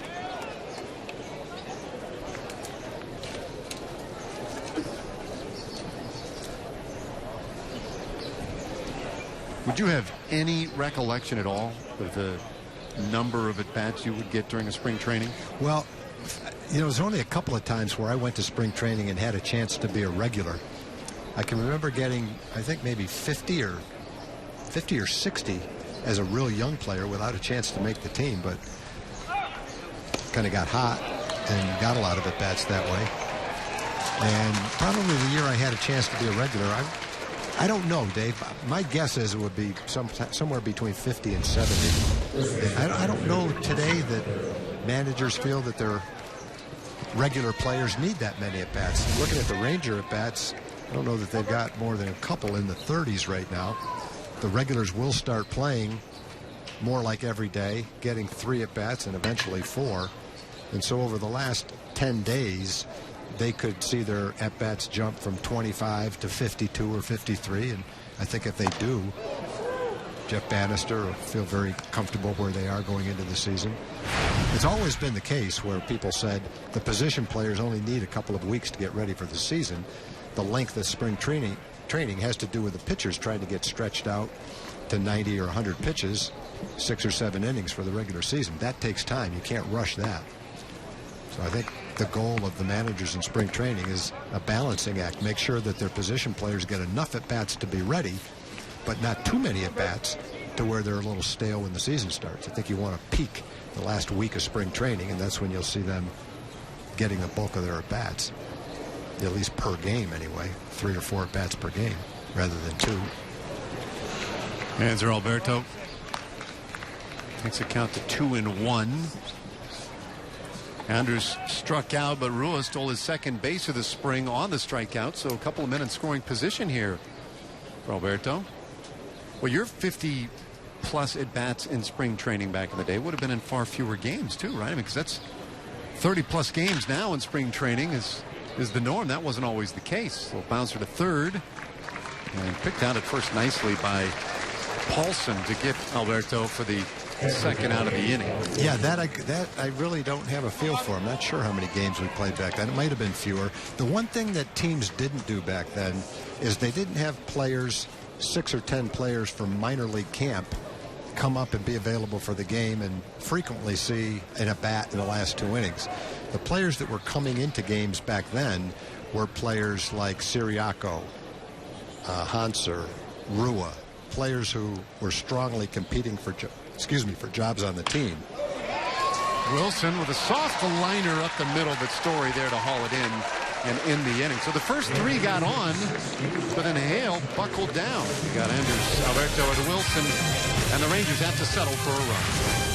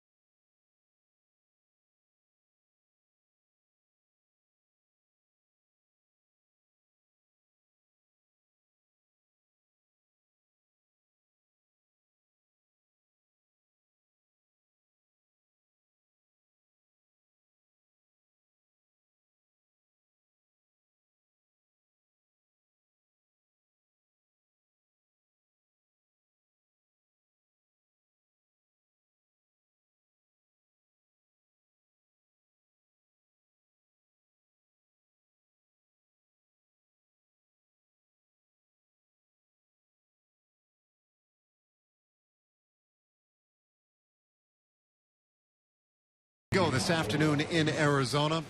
Beautiful sunny Monday afternoon. We welcome in Rougned Odor joining us from the dugout, and Rougned, very good day today, 2 for 3, drove in a couple of runs.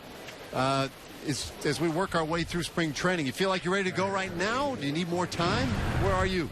No, I mean, I'm ready to go right now. I feel pretty good at the home plate right now. Yeah, I would say so, Rougned. You had a fastball away and you ripped it into left field. You had a fastball in and you ripped it into right field. So much for having to miss a couple of days with an injury. It does look like you're ready to go. How would you say you feel in spring training this year with 1 year experience compared to last year in spring training? I mean, I feel pretty good. I mean, playing with guys like Adrian Beltre, Elvis Andrew, Prince Fielder. They have a lot of years in the big league, so it's good to play with those guys. They help me a lot. Sure. So what do you do now? So you're ready to go, and I know a number of guys are ready to go. What do you focus on the next handful of days? I mean, we're ready to go. Everybody's ready to go right now. And we're just trying to keep working hard in spring training and I can work for the opening. I can't wait for the opening day. You know, Rubned, not to change the subject, but I was talking to Elvis Andrus a while back, and he said he might be planning something a little different this year for a celebration after the game instead of the Gatorade on top of the head. Are you in on that with him in the planning of that? Or? Yeah, we got something new this year. Okay. I'm not going to ask you because I want you to break it out on opening day, but we're looking forward to it. Yeah, we got something pretty good. Okay, great. Who leads? Who leads the charge in that kind of thing? Elvis did it. Okay. Yeah. I'm just gonna help him. Now, you mentioned the veteran players on the team. I know when Elvis came up to the big leagues, he had some veteran players too. Omar Vizquel was on the team at the same time. Adrian was at third base. Is that a big deal to have a veteran like Elvis on one side and Adrian as well? That must be something that makes you feel very comfortable. Yeah, I mean, play with those guys is really nice. I mean, they always talk to me. They try to help me, and that's how we play. And you're not a rookie anymore. Does that give you the right to tap Adrian on top of the head? No chance. Not yet? Okay. I respect him. Well, I think Elvis respects him too, but he's not afraid to do that. I maybe do it one time, but I don't think so. Okay. My recommendation is don't do it. That's good of you, man. That's good. That shows a little veteran presence on your part. Hey, I want to ask you one more thing. As spring training got going, Ian Desmond was a new addition to this team, and we've had a chance now over the last couple of weeks for him to work his way in, become a part of this clubhouse. What's your reaction been to Ian Desmond? What kind of a teammate do you feel like he's been already? I mean, he's a great person, man. I've been playing with him just for this spring training, and he's a great guy, great person. He's a good teammate. He played for the team, and he's gonna do pretty good with us. All right, Rubned, before we let you go, I have to give you a compliment. Your English is even better than it was last year. So Thank you. I know you work hard on your fielding and your hitting, but you've also worked hard on your English, and I'm proud of you for that. Nice going. Thank you so much. Rubned, thank you for joining us as well. Enjoy the rest of your afternoon. Thank you. Okay, Rubned Odor, another great day at the plate for him. 2 for 3, drove in a couple. The base hit, the double. And he's ready to go. Not surprising to hear that, right? I mean, a lot of these guys look, all right. I'm definitely not surprised to hear him after the way he swung the bat today. Guthrie pumps the strike in to Barnes. Out 1-2. Michael Benjamin, by the way, pinch running for Trevor Story over at first base. Story who reached via the error. Rangers have committed 3 errors today, had 5 yesterday.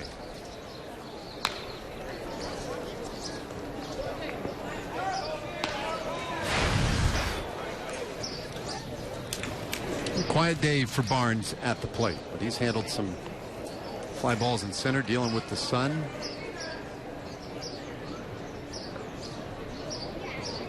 And he's one of those guys, a little extra outfielder for the Rockies.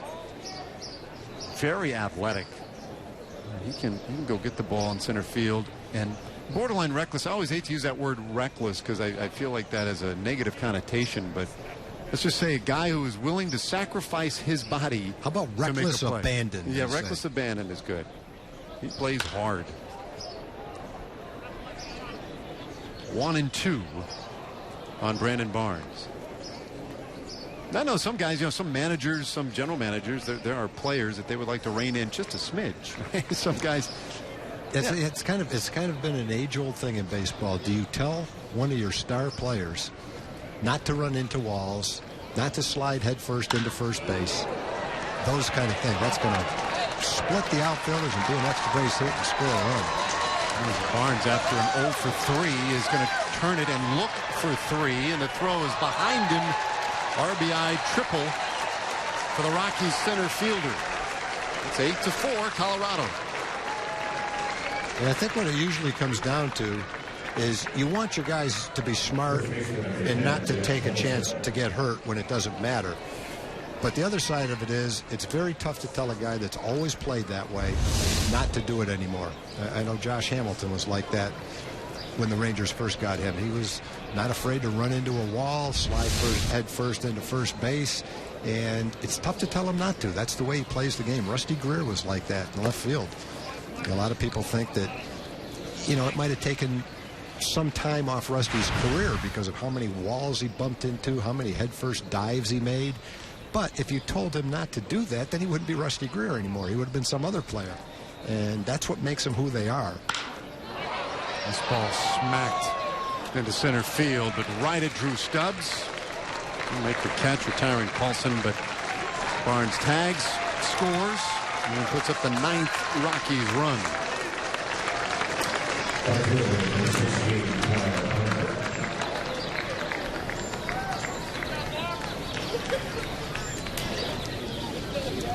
Brings up Kyle Parker.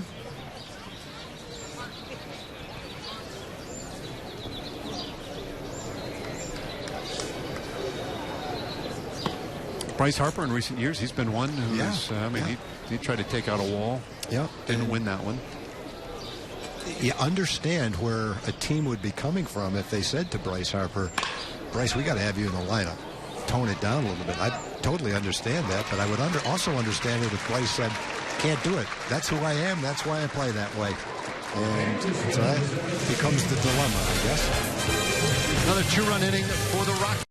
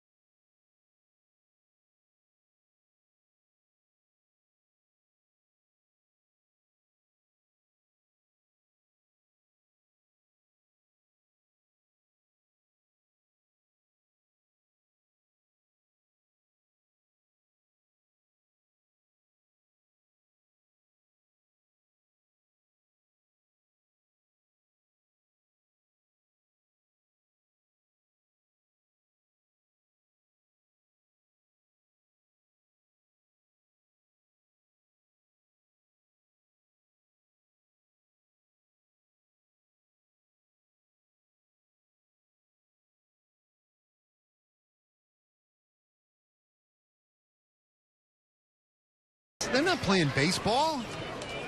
It's like rock, paper, scissors, and I think it's like Mom's winning more times than not. That's one important thing too, Tate. You got to learn how to lose. So maybe that's the lesson they're giving them out there on the grassy berm. Look, it's baseball. It's a lot more failure than there is success, kids. Yeah, that's a good point. Let's line it up again. Rock, paper, scissors. Here's Drew Stubbs. Tough lesson for a kid, though. Yeah.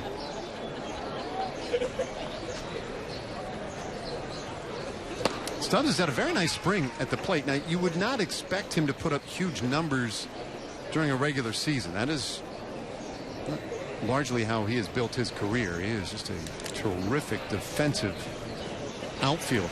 Great speed. It's now 1-2. With that said, Stubbs hitting over 300 for the spring. Yeah, I think with Drew, he's going to have to take it, if he makes the ball club, take advantage of his opportunities and do what he can to help the ball club. And certainly it's speed and defense. And there'll also be times where he plays and you get hot at the right time, get some big hits. He's got power, so one swing of the bat, he could hit a home run.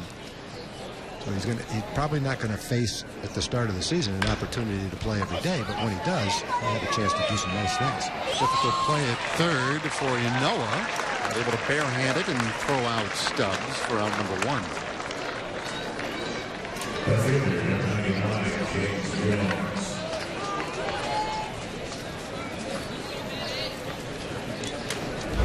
This kid was watching Nolan Arenado at the beginning of the game field that ball and throw on the run barehanded. Nicely done.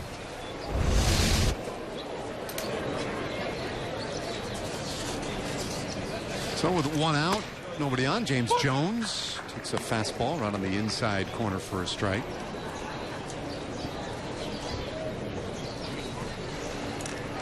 Jones is first at bat of the day.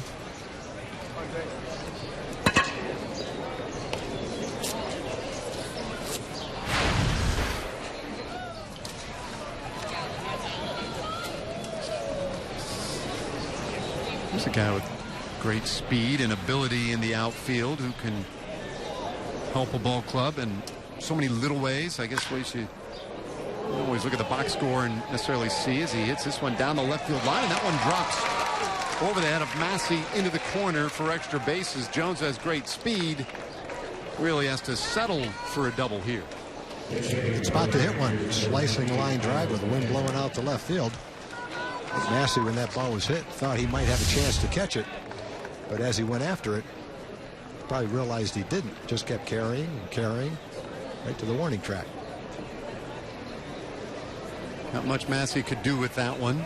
Third left fielder of the day for the Rockies. Tachman, who was in left field last couple innings, has moved over to center, leaving Barnes with his duties for the day. So an entirely new defensive alignment for the Rockies, which is pretty much standard this time of day.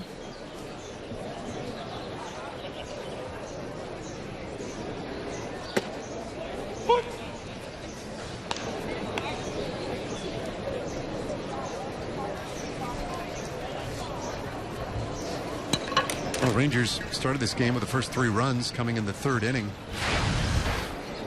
And have since seen things slip away. McHenry getting his first bat of the day today. Prince Fielder was the DH, went 1 for 3. And it's an 0-2 hole now for McHenry.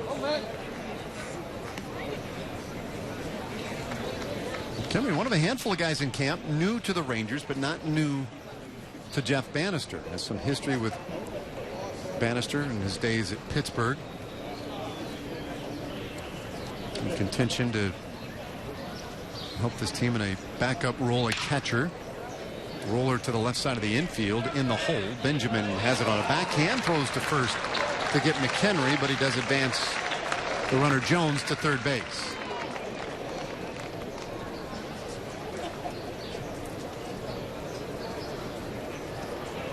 New pitcher. So that will be all for David Hale. Couldn't quite get 2 innings in as Walt Weiss heading out there. The former Rookie of the Year himself back in 1988. Takes the ball from Hale. We'll have a new Rockies pitcher whom we'll tell you all about when we come back.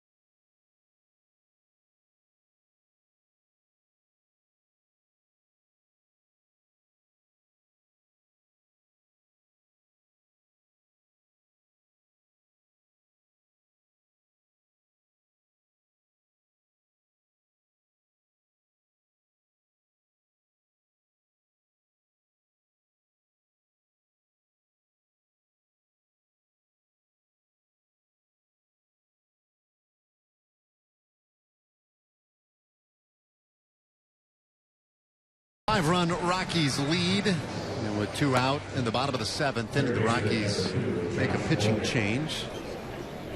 Simon Castro pitched in 11 games last year. On to throw for the Rockies. Third pitcher of the day. Chad Bettis, 5 very good innings for Colorado. David Hale, an inning and 2/3. And now Castro.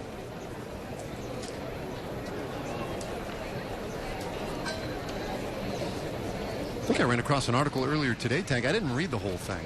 I didn't read really any of it. Other than the title. Just know it was there, huh? There's an article that exists somewhere out there that somebody must have read. Sure? Okay. You know, tell me about it. This Tampa Bay Rays down in Cuba, right? And so all this Fidel Castro stuff's coming back up again, whether he was really a prospect. Yeah. You know, he's talked about himself being a real good pitching prospect. Yeah. Well, they had all people that know that think he wasn't aren't going to say anything, right? Right. Or they don't exist anymore. There's a pop-up to short, handled by Benjamin. I saw a picture of him rearing back to throw. How's it look? Not like any kind of prospect I've ever seen. That's too bad. No runs, a hit, and a man left. We go to the 8th. 9-4 Rockies.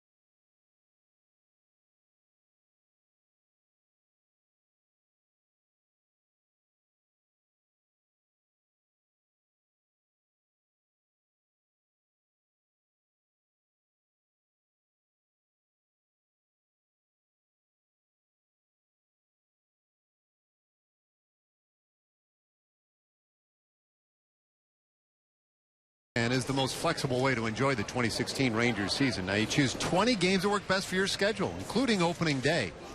Can't make it to one of those games? Not a problem. Tag, it's a game of adjustments. Your 20-game plan includes a flexible exchange policy. Cool. If you want the details, all the benefits, all that good stuff, it's at TexasRangers.com/20-game plans. Makes all the sense in the world to me as we begin play in the 8th inning. 9-4 Colorado. Well, there's some fans that want the full plan, and a lot of fans that go to every single game. That's how they plan their summer. There's others that share tickets with other people, and they have a draft at the beginning of the year to see who goes to what game. Luis Marte with a strong throw. But for a lot of people, that 20-game plan makes the ultimate amount of sense. That's a lot of games to see in the season, 20. And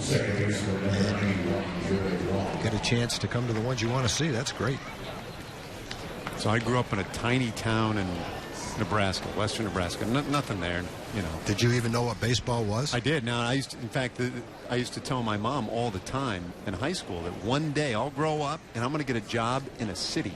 Whoa. A city with a baseball team, and I'm going to have season tickets. So I'm a going to go to all job the games. in a city in baseball? In a baseball town, so that I could get season tickets and go to all the games. That's and great. that was sort of the life plan.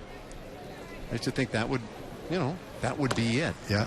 And I probably would have had I not ended up working. That's what your baseball. mother said. Well, you know what? That's a great plan.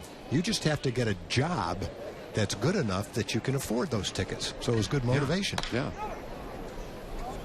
Foul ball off the bat of Wong. My first season ticket was to a Pittsfield Red Sox game. The Red Sox, when I was a junior in high school, put their AA team in Pittsfield in the Eastern League. And for $10, you could get a season ticket to the Pittsfield Red Sox games, which I gladly did. I didn't stay for 9 innings every time because it was, during school, but we'd be there for the start of every game. And they had George Scott was their third baseman, and Reggie Smith was their right fielder. And I can remember watching Reggie Smith in infield practice throw from right field and thinking to myself, there's no one in the world could throw a ball harder than that. And there probably weren't too many at the time. He had a great arm. But if memory serves me, I've got to look this up to make sure it's true. George Scott, on the last day of the season, hit a home run against Springfield to win the Triple Crown and the pennant. Whoa, real? Yeah.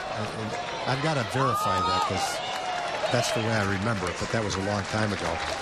But that was before he was the boomer. And also, in playing left field that year for Elmira was Lou Piniella. And so he's a young left fielder in Elmira, and he had a temper. He'd yell at the umpires. It didn't take us long to realize that. We'd situate ourselves down the left field line and just yell at him the whole game. So I know exactly what, when fans get on the players, I can't say too much because I did it to Lou Piniella. And now that he's out of baseball, I don't care if he knows it either. So have you never come clean to Lou about that? No, I never did. Oh, man. I never did. I've often wanted to say when I bump into Lou, do you remember in Pittsfield those kids that were screaming at you in left field? Hopefully he'd say, yeah, I remember that. Well, I was one of them. I can't believe that. And Earl Weaver was a manager in that league. So, and he was... Well, you got plenty of fireworks in that he had league. a temper. Eddie Popowski was the old manager for the Pittsfield Red Sox, and he had played for the House of David, the guys with the long beard.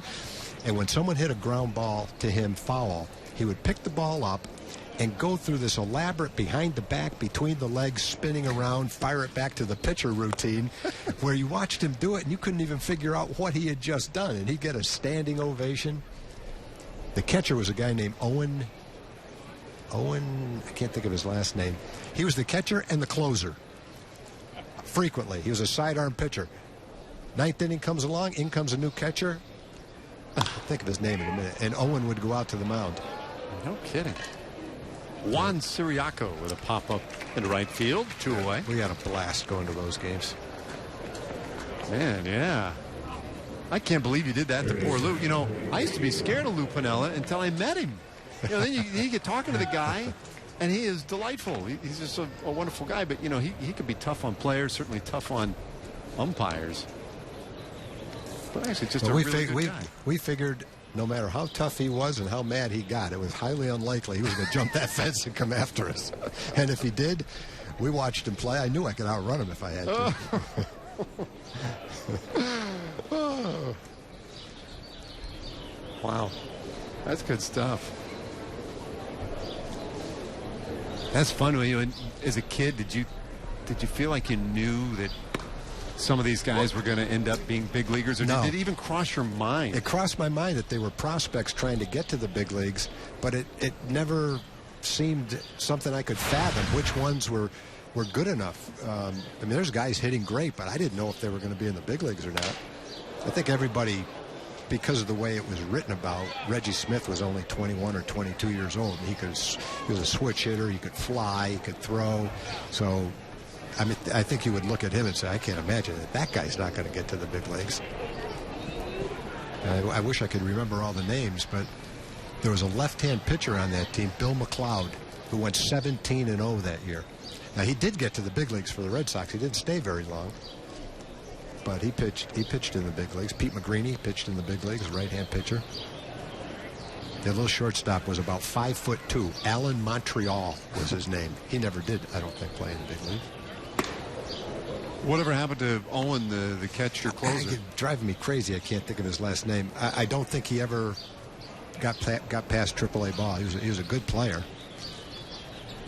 But he wasn't their main closer. They had a guy named Fireball Fred Wentz. He was like Ryan Duran. No one dug in against Fireball Wentz, boy. Looked like in those bad lights, it looked like it was going about 150 miles an hour. The guy's name was Fireball. We kept saying, thank God we don't have to hit against Fireball Wentz. Bottom of the 8th, forthcoming.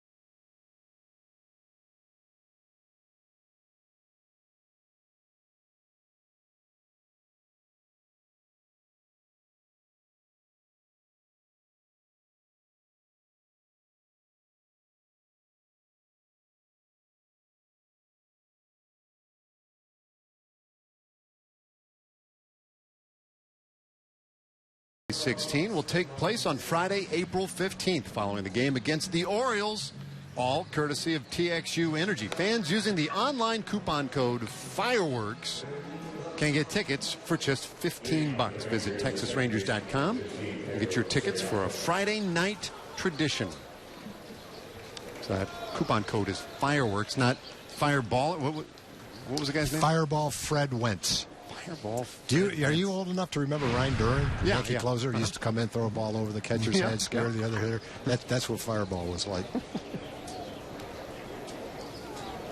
Here we go now to the bottom of the 8th. Gonzalez Germain is on the pitch. And Pedro Ciriaco takes strike one. And here's a guy who has been as busy as anybody for the Rangers this spring. This is his 37th at bat, provided, of course, he doesn't walk.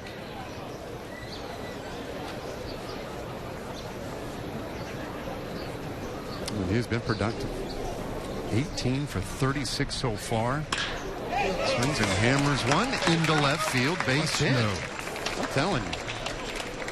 You know, real versatile defensively, has very good speed, can play the outfield and the infield, and thus far has proven himself to be a very adept hitter, at least during this spring training. And, you know, on top of it, he's got the big league experience over the last handful of years in that role as an extra man off the bench, including a handful of years with the Pirates, where he initially got to know Jeff Bannister. And you put all that together and you just figure that Ciriaco is likely to be on this team come opening day. We don't know that. It hasn't been decided yet, but I think it goes without saying, put himself in very good position. Ruiz played the whole game, and it's 1-1 on the Rangers right fielder. 2 hits today, double and a single. If there's anybody close to Pedro Ciriaco right now in terms of red hot at the plate, it's this guy, Ryan Rua. And it's this one sharply up the middle. Off the umpire, it's a dead ball. And everybody's safe. That's the way to get a base hit on a double play. You know you're hot.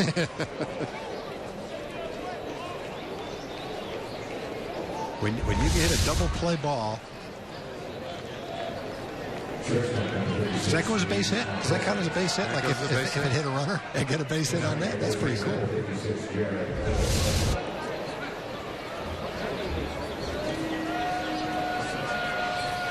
My youngest son plays machine pitch Little League. If you hit the machine, I think it's a double. Is it? Yep. You hit the machine, dribble it right back. Double and a free Coke at the concession stand. That's right. That's right.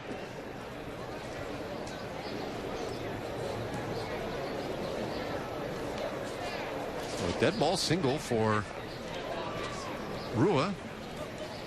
Ciriaco has to stop at second. That's the only drawback, of course, is the runners can't advance further if it caroms, let's say, out into right field. So as you point out, Tom, that was likely going to be a double playground ball, or certainly going to have that shot. Luis Marte with a couple of men on. I guess the one that would hurt is if the umpire is not in line with a fielder, a hard ball hits him that would have gone to the outfield with a winning run, you know, on second base, something like that. That one would hurt.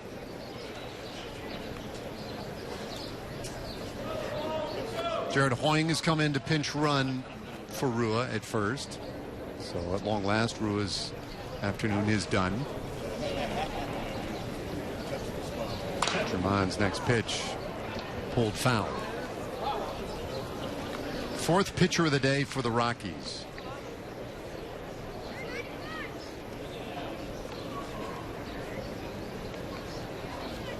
Chad Bettis went 5. David Hale an inning and 2/3. Castro retired the one batter he faced, and now Germán.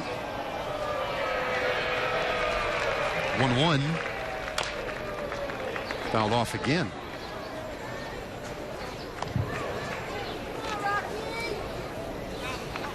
So Marte giving him a good battle up there.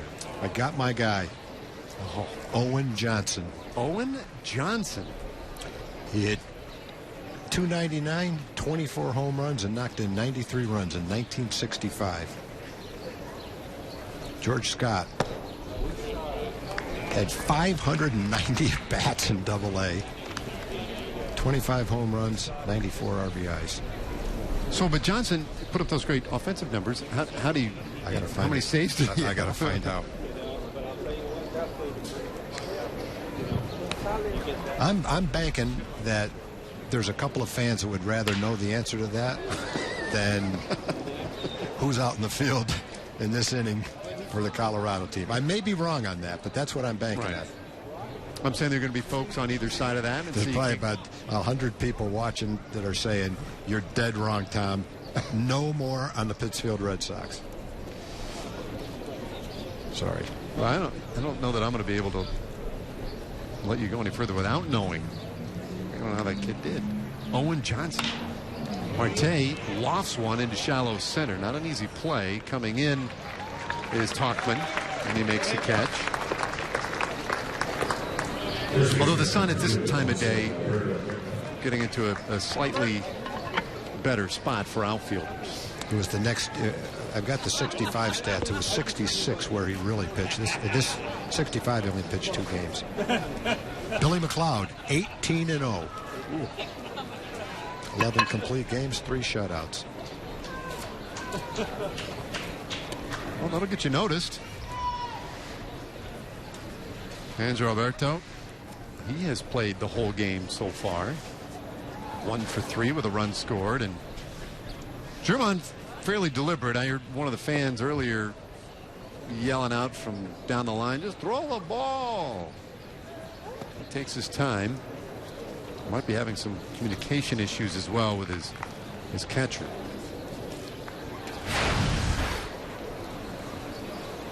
In fact, a second trip now by Williams out to the mound.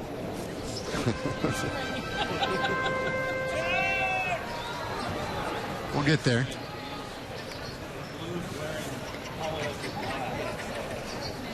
One out, 2 men on.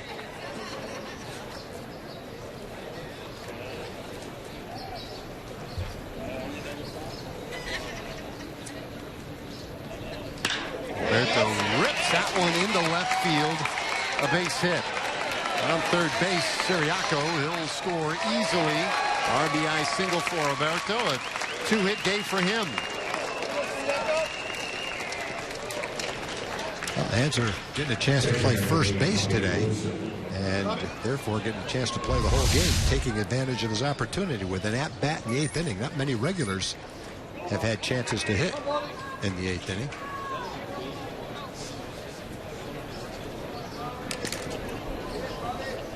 Still 2 base runners out there, a run in.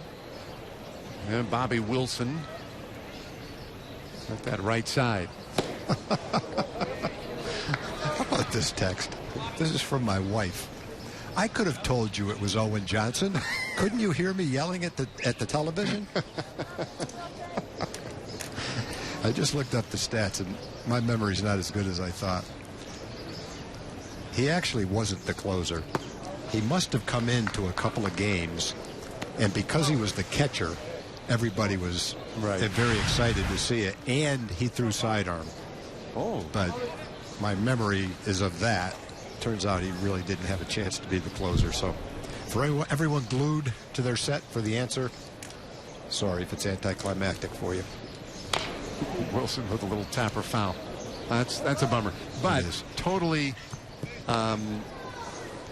believable, I guess, justifiable, because that's the way as a kid when you see something like that. That's the way it leaves an imprint. Imprint. Exactly. That's funny. I'll say this much: she was the only one yelling at the TV. The only one who knew what you were talking about, yelling at the TV. Unless this is going on MLB to everybody, or to the Johnson house. Somebody in Pittsfield was watching. There's probably a few people in Pittsfield that might know that.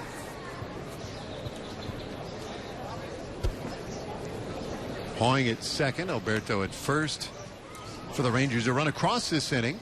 And the 2-1 to Bobby Wilson. Right over the top of that breaking ball for strike 2.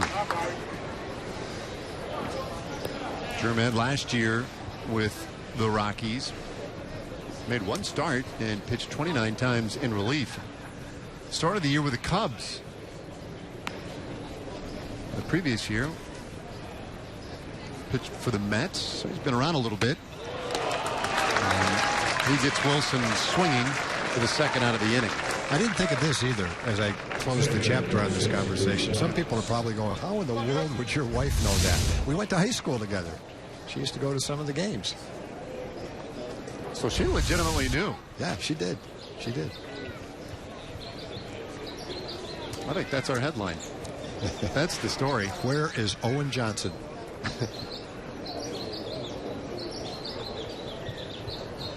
Best part would be if somewhere Owen Johnson happened to listen to this and was so appreciative that someone remembered who he was. Drew Stubbs, his second at bat of the day, came up last inning. In fact, led off last inning with a ground ball to third. Pitch with the belt, strike 2. What a day. Had Eddie Robinson. That deep on Owen Johnson, who, by the way, Baseball Reference lists him as a catcher, pitcher, and outfielder. Okay. I mean, good. so he's listed as a pitcher. Is he? Just missed to Stubbs, 1-2.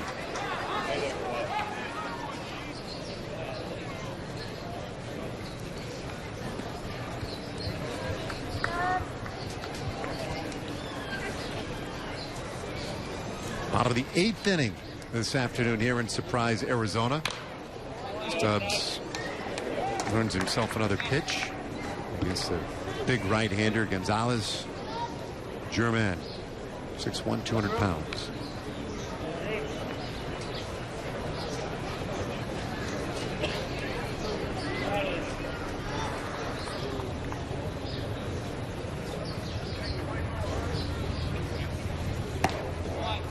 Two and 2.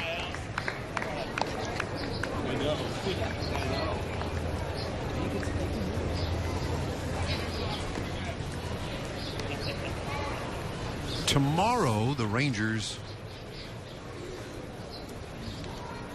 get together with the San Diego Padres. Colby Lewis against Andrew Kashner. Good pitching matchup. It's a swing and a miss by Stubbs. Completes a strikeout to in the 8th, and the Rangers leave a couple. They do play to run, though. We'll go to the 9th inning, and the Rockies have this one pretty much in control.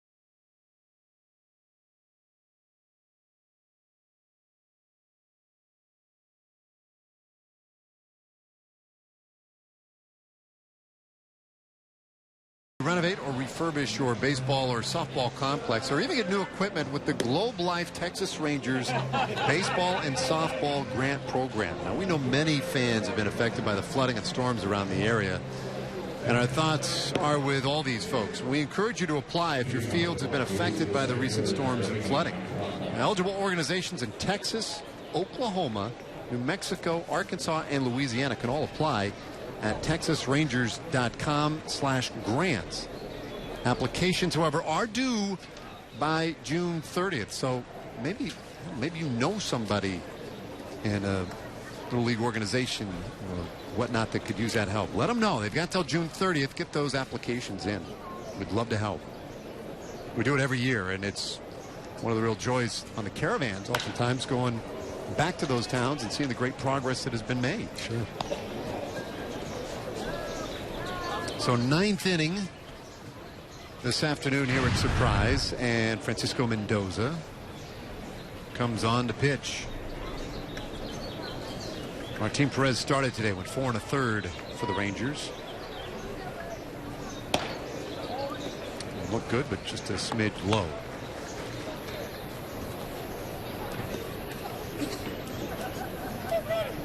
Colin Wiles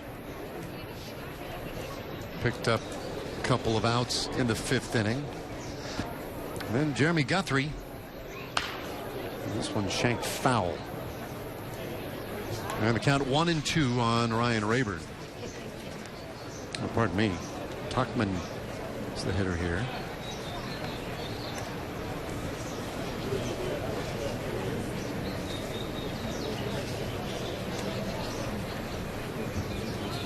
Mendoza's 1-2.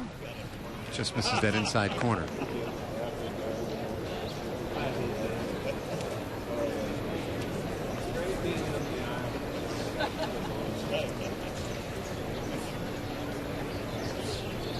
Guthrie ran into a little trouble in the 6th inning. Back-to-back home runs by Parra and Adames really hurt him today.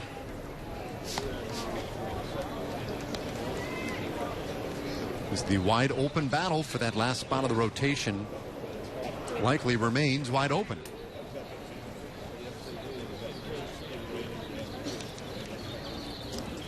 Tuchman at that left side of the payoff pitch. Sprayed foul again.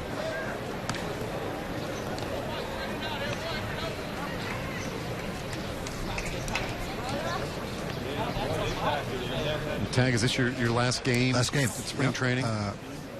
Eric Nadell and I are going back home tomorrow. Buzz will be in town. And then I think Buzz and I will do the exhibition game right before the season starts, next time that I have to work a game. Yeah, game against the Indians. Yeah. And then it's let's play baseball. Rangers play 3 against Seattle, 4 against the Angels, 3 more against Seattle, 4 against the Red Sox before they ever have an off day. 14 straight days. It's so unusual. Check swing. I think he went. He did. Plate umpire Mark Ripperger didn't need any help to make that decision. Tuchman down swinging to start the 9th. Well, there are many things that I love about the game of baseball, Tag. And one of those things is how guys go out day after day. Some of them, you know, all of them have nagging injuries, those types of things. Guys playing hurt constantly, gotten through 162 games. And today I'm awfully proud. Kurt Dykman, our producer, you playing hurt today. You guys a little banged up. Yeah, well, today. We were talking about that on the air, I think, the other day, that there is a little bit of a something or other going around in the clubhouse, and we were on the plane the other day. Evidently, Kurt and I both picked it up. Fortunately, it's not that debilitating a thing, but I was telling Dave Burchett, who's our director, as soon as I started talking about Owen Johnson, my headache went away. So I've got a new cure. Another strikeout for Francisco Mendoza. Very sharp here to start his outing in the 9th. It's Benjamin, and now that'll be Massey, Tyler Massey.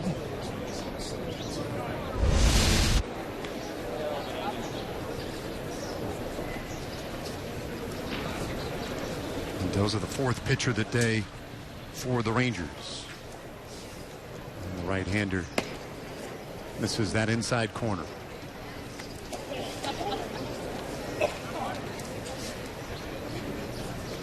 Well, you guys are the best. You guys can look up anything. I just found out that George Scott did, in fact, hit a home run in the last at-bat of that season. It didn't win the game. They were ahead 2-1. It made the score 3-1 against Springfield. But it ensured that the Pittsfield Red Sox would win the pennant by 1 game over the Elmira, whatever they were, managed by Earl Weaver. And it did win the Triple Crown for George Scott. Right. Yep. High chopper to short. And Marte makes the play, and it's a 1-2-3 ninth inning for Francisco Mendoza. Nicely done. Last chance for the Rangers coming up.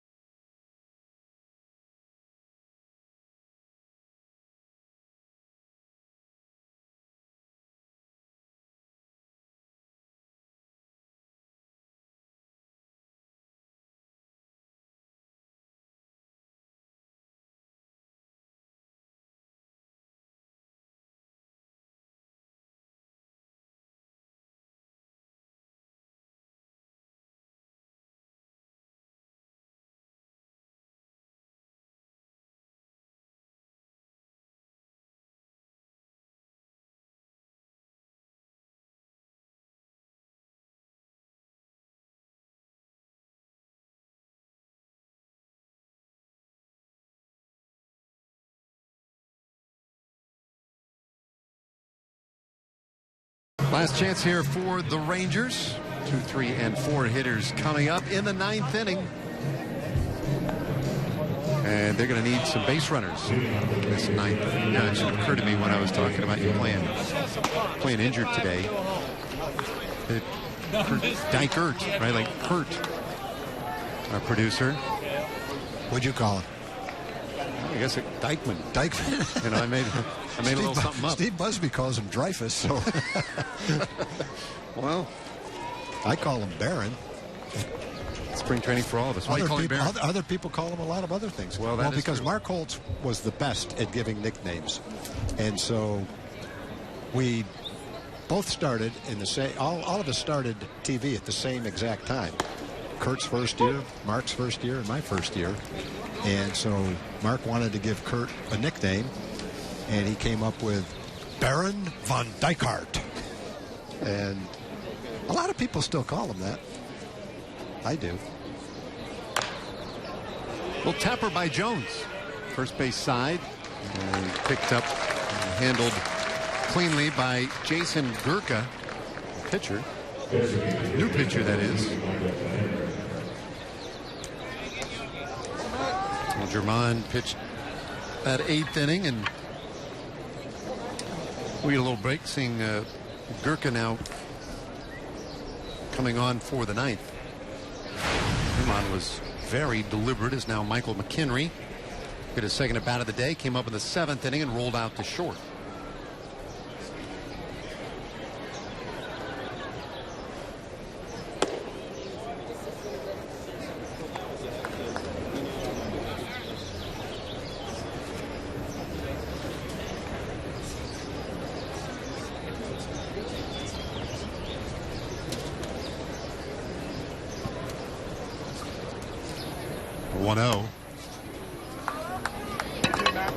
And that'll square things on McKinry.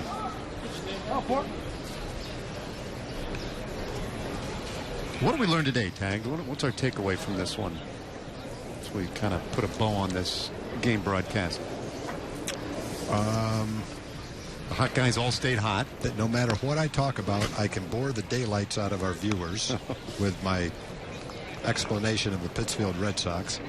I hope it wasn't boring to anyone to get an extended conversation about Eddie Robinson, because, and if it is, I don't care, because Eddie Robinson is one of my all-time favorite people in the world, so I'm very glad we had a chance to do that.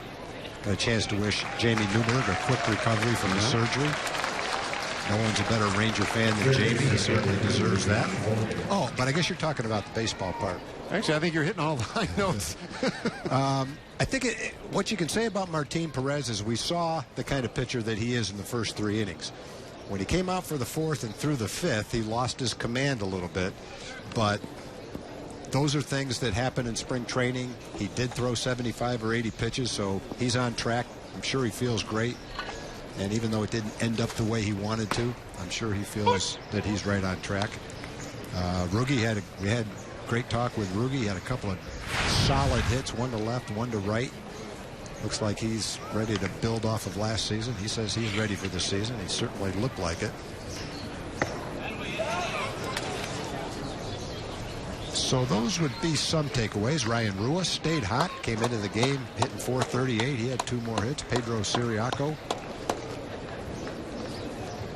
has been hot all spring. He had another hit today. And we also learned that the 5th starter spot is a work in progress, and very easily could go right down to the wire. Now, the Rangers front office gets together every day. They talk baseball. They talk status of the organization, where the players are, every day. And so there's a lot more goes into it than just the performance of all the guys. We talked about whether you're on the roster, whether you have options. There's a lot of moving parts involved. But I think it's safe to say that that decision has not been made and cannot be made right now. So all the guys are still battling for that spot. Yeah, I think that's very true. And your point about Martin Perez, you know, we're at that point where it's about stretching out a little bit for some of these guys. And so I guess it stands to reason that some guys might show a little fatigue in the later innings of their outings. Morgan puts a charge into that one and deposits it in the bullpen for a home run. Josh Morgan, an exclamation point to his afternoon. Well, we talked about Josh having a nice eye at the plate. He put a charge in that ball. Looked like an off-speed pitch that he reached down for and drilled it off the back wall of the bullpen. Well, what a thrill for Josh. Recently signed high draft choice. A lot of talent. Nice season last year. Couldn't tell what the pitch was on my monitor, but whatever it was, it didn't stay in the ballpark very long. Nice going, Josh.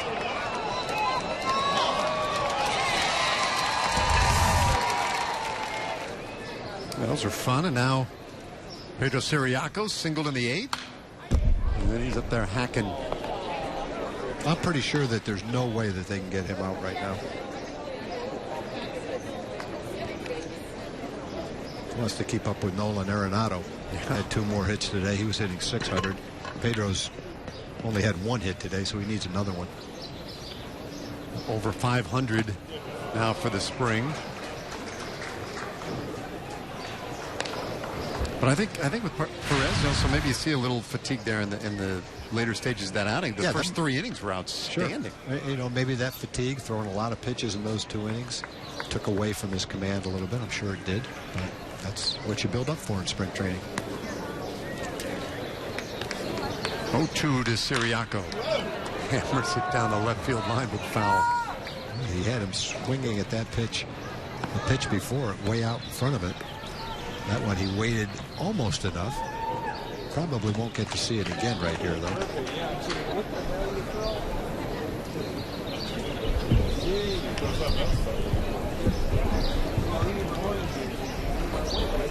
Gurka. This one bounced up the middle. Handled by Benjamin, and it's good enough to end the ball game. Yes, or rather, the Rangers get one back. The home run by Morgan actually out-hit the Rockies today, but come up 3 runs short. And we'll be back to wrap this thing up in just a moment.